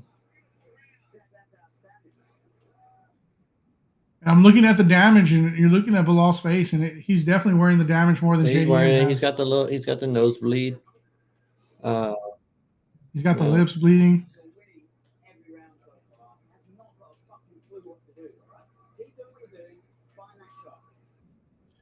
So his corner has told Bilal to go for the grapple. Makes it seem like they feel like he's probably winning these early rounds if they're like, hey, go ahead and What did grapple these last 2 JDM's? rounds. Because I have my headphones on. I heard him say something about winning every round. Did JDM's corner? Yeah, JDM's corner thinks they're winning 3-0? right now. Yeah. 2-1 is probably the safe play because Bilal did have like 5 more strikes round 3 than JDM. Yeah, I think Bilal's got in at least one of these rounds. I mean, if you're not going to say that he's winning the fight, not that I'm not speaking to you specifically, but if you don't have Bilal winning the fight, I think he's at least kind of one of the 3. So, I mean, I wouldn't be mad at 2-1 JDM, but I do got Bilal winning. I got to take a little break real quick. Thanks to everybody that's watching. I'll be right back. All right. We're in round 4 right now. I do have it right now. Currently 3-0 for JDM. The southpaw is working for him. He is hitting Bilal center of the cage. You got to like that they're willing to stand and trade in the middle. They're not, just pressuring. And what we see at a lot of Bilal fights is just corner action. Bilal's tough, though. I mean, he did win the strike advantage the last round, but JDM probably had the bigger shots, and he's had the bigger shots throughout the fight. But Bilal's putting the pressure on now, keeping JDM on his back foot.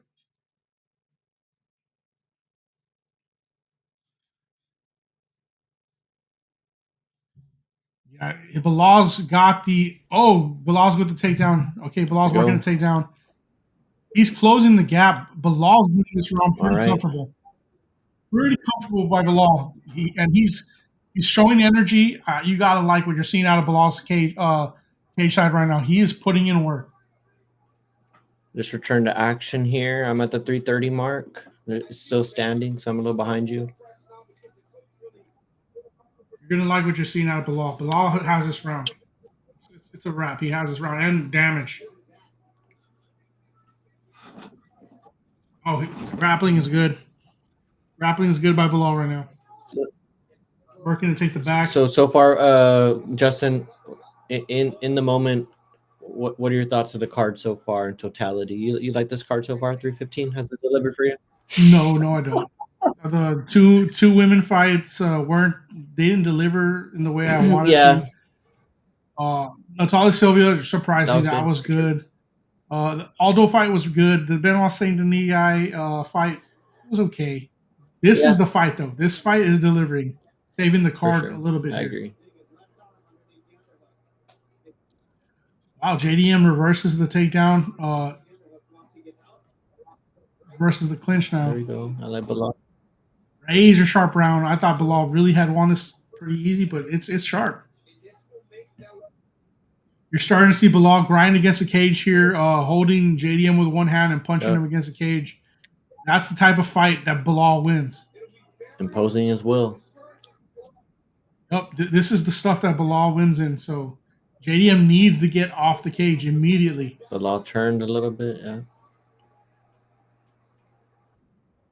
Paul Abbott, the fight's going on right now. Della is, in my opinion, up, but it's close, bro. Roland has Bilal up, but it's a sharp fight.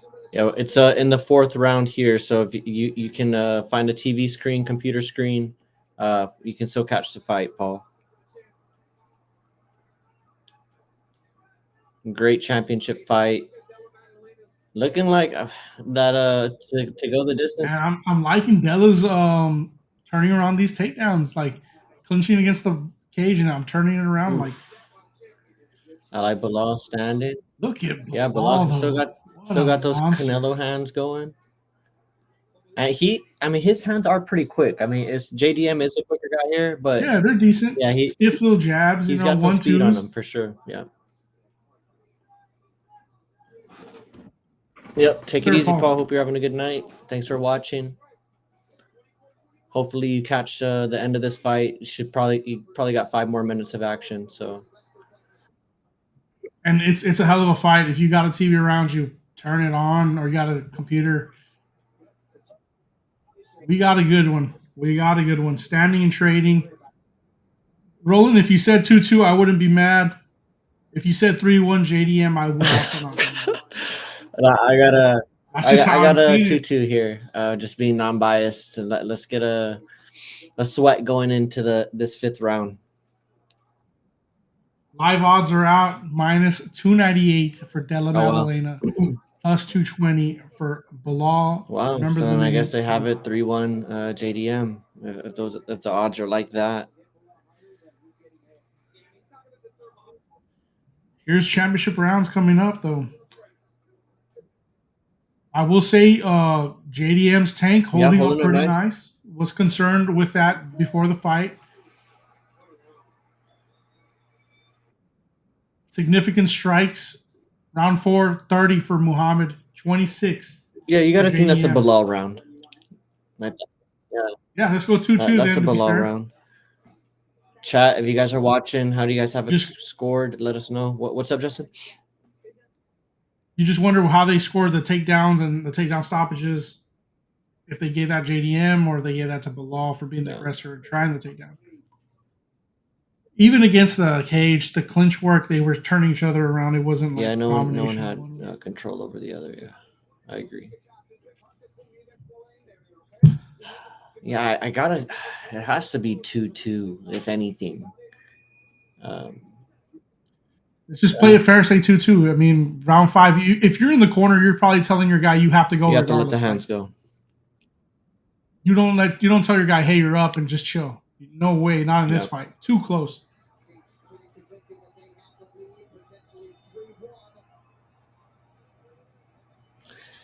I think if you're Bilal, I think you do everything you can to try and just again bank the round early, maybe get a takedown. But he has You put the pressure high and you push JDM Yeah. to the back of the cage, and you're just punching and you're keeping him away from the center, and you're just saying, hey, you're going to be on the back of the cage, and I'm going to work my hands through. There we go. Bilal's got the jab going. He's got the jab going. Nothing crazy where you're like, oh, significant strike, but it's good enough to like, hey, I'm piecing you up. I'm letting you touch. It's working for Bilal. It looks good so far here in the first minute.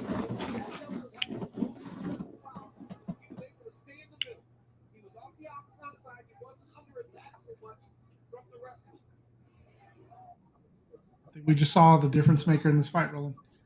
Around the 3-minute, 30-second. Well, hopefully, not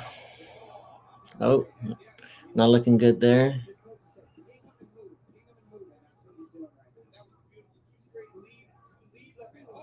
Oh, another kick. Oh, there we go, Bilal. I'm probably getting my hopes up if you set me up like that, Justin. No, I didn't. You'll see. 330. Never could be that cheap. Oh, there we go. Familiar. It's a takedown. There it There is. we go.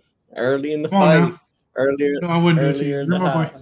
or early in the round. Excuse me. Sorry, guys. Got a little effect there. And this is where he can get comfortable. Just grind out this win like I was talking about. Yep. If the refs do or the judges have a 2-2, Bilal just stay heavy and grind it out at this point. I guess there is a world where it is 3-1 JDM at this point, though. Because as much as I was giving it to Bilal, all those rounds that I did give to Bilal, they could have all gone to JDM because you gave them all to JDM. So The first 2 rounds, I felt real good about JDM. Round 3, pretty good. Round 4 was like, yeah, it's probably Bilal, but it could be JDM. yeah, If I had to be comfortable, say 2-2. If I had to be comfortable. yeah, I'm comfortable at 2-2 also because I felt the strongest about rounds 3 and 4. JDM's coming on heavy now. Oh, got him off of him. Yep. This is one of the better welterweight fights I've seen in quite some time. Yeah, this is a a good great. welterweight This is fight. a great fight. The over just hit over 4.5. Congrats if anybody had that. That's probably a smart play here.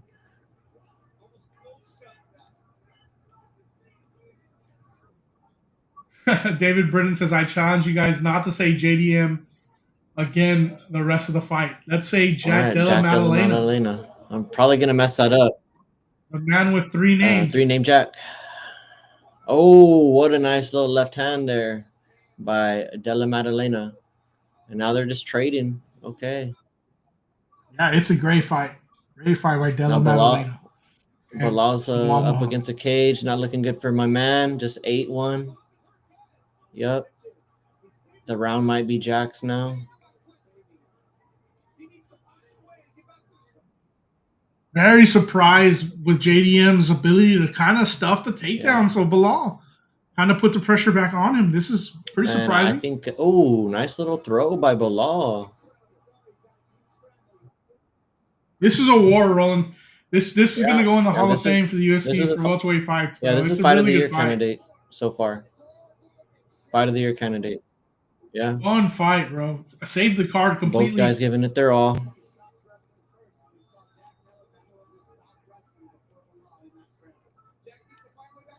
I'll take the advice here of Paul. I'll go with Della. Yeah. Stick with Della, boys, he says. Paul Abbott. Yeah, it's Oh, hard wow, to say what a knee. JDM. Over I don't and know if that over. landed or not. That looked nice. Oh, Nice. left hand. Oh, man. Chat, what is the next fight Oh, for Bilal these two almost guys? went What do you down want to there. see? What? Do you like this rematch, chat, or do you think these guys need new opponents afterwards? Really good fight. Really enjoyed the Yeah, night just watching great this fight. fight. Bilal, gas tank completely emptied. JDM looks like he won the round, and I think won the fight probably. That fifth round was a war. Absolute dogfight. Wow. I wouldn't be mad if we got to see this one more time, Roland. This fight deserves this- a rematch. This is rematch Really good worthy. fight. You got to see the landscape of the welterweight division. Man, I hope Bilal pulled it off, but I if I'm being non-biased, I probably think it's and you if we're announcing the fights. So we'll see. I think it's 4-1 or 3-2 and new.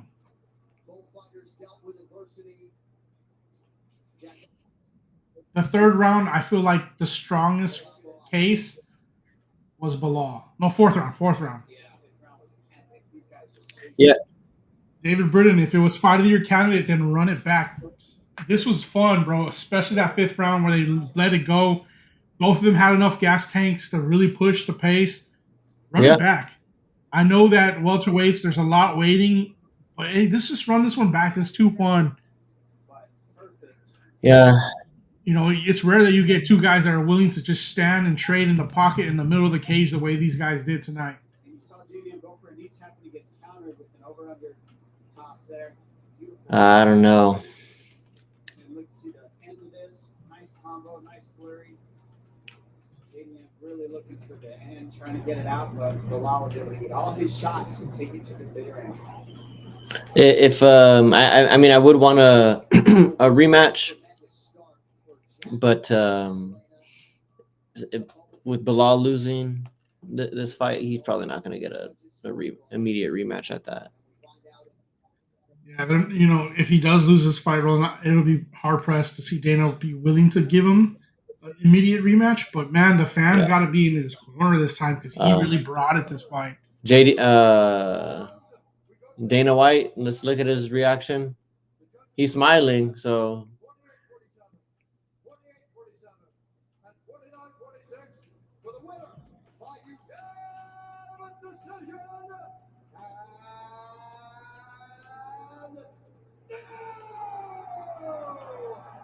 Yeah. And yeah. Curtis Johnson, of course they were trading. It's how Aussies effing fight, mate. No effing around. Hey, your boy, the Aussie, JDM pulled it off. Brought it. JDM pulled it off. Props. I was very wary of rounds 3, 4, and 5. I said Bilal had the gas tank, the grinder. He was going to finish him there. JDM said, hell no with all that. He was fresh down to the end. Never did I think that I would be petitioning for Bilal to get some respect and get a rematch, but he was a good dance partner tonight. Chat, did everybody have it? Craig Dawes, yeah, baby. Did everybody have it 48-47, 49-46? Chat, where did you have this fight? What did you score it? Yeah, I have 48-47. JDM that 5th round. Yeah, Yeah. two judges, 48-47, one 49-46. Very fair.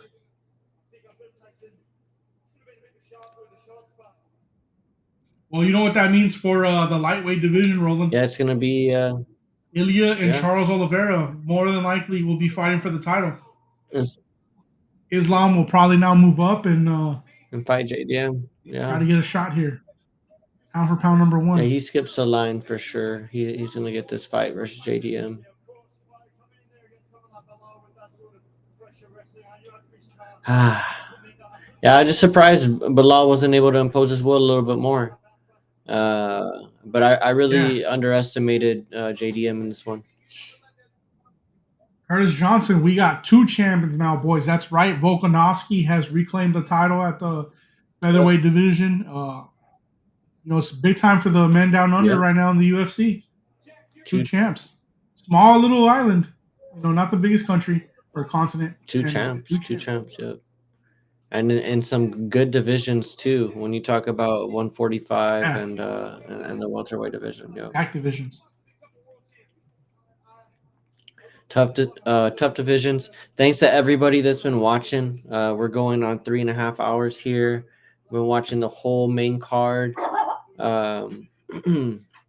Just witnessed an new with Valentina retaining and JDM here.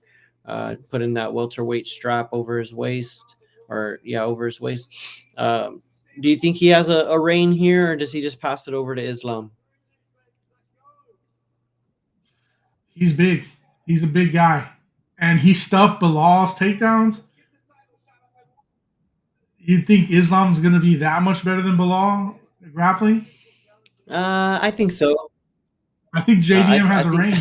I think Islam is maybe a little bit different level of grappler than Bilal. I think he might be a little bit more explosive, but I mean, he had trouble with Volk, so to your point, he might have a little bit of an issue here. We'll see, but definitely going to be an interesting fight with JDM and Islam matching up. And I don't know if you were listening to DC. They kind of asked JDM about the Islam fight at this point too. What do you ask him? If he was going to fight him, and he's open to it. Because he's the pound for pound number one. I think he is. Not mad at it. If someone's going to skip the line, the pound for pound number one probably has the best reason to do so. Yeah. So. Curtis Johnson says, "Be good if Robbie can beat Duplessis one day."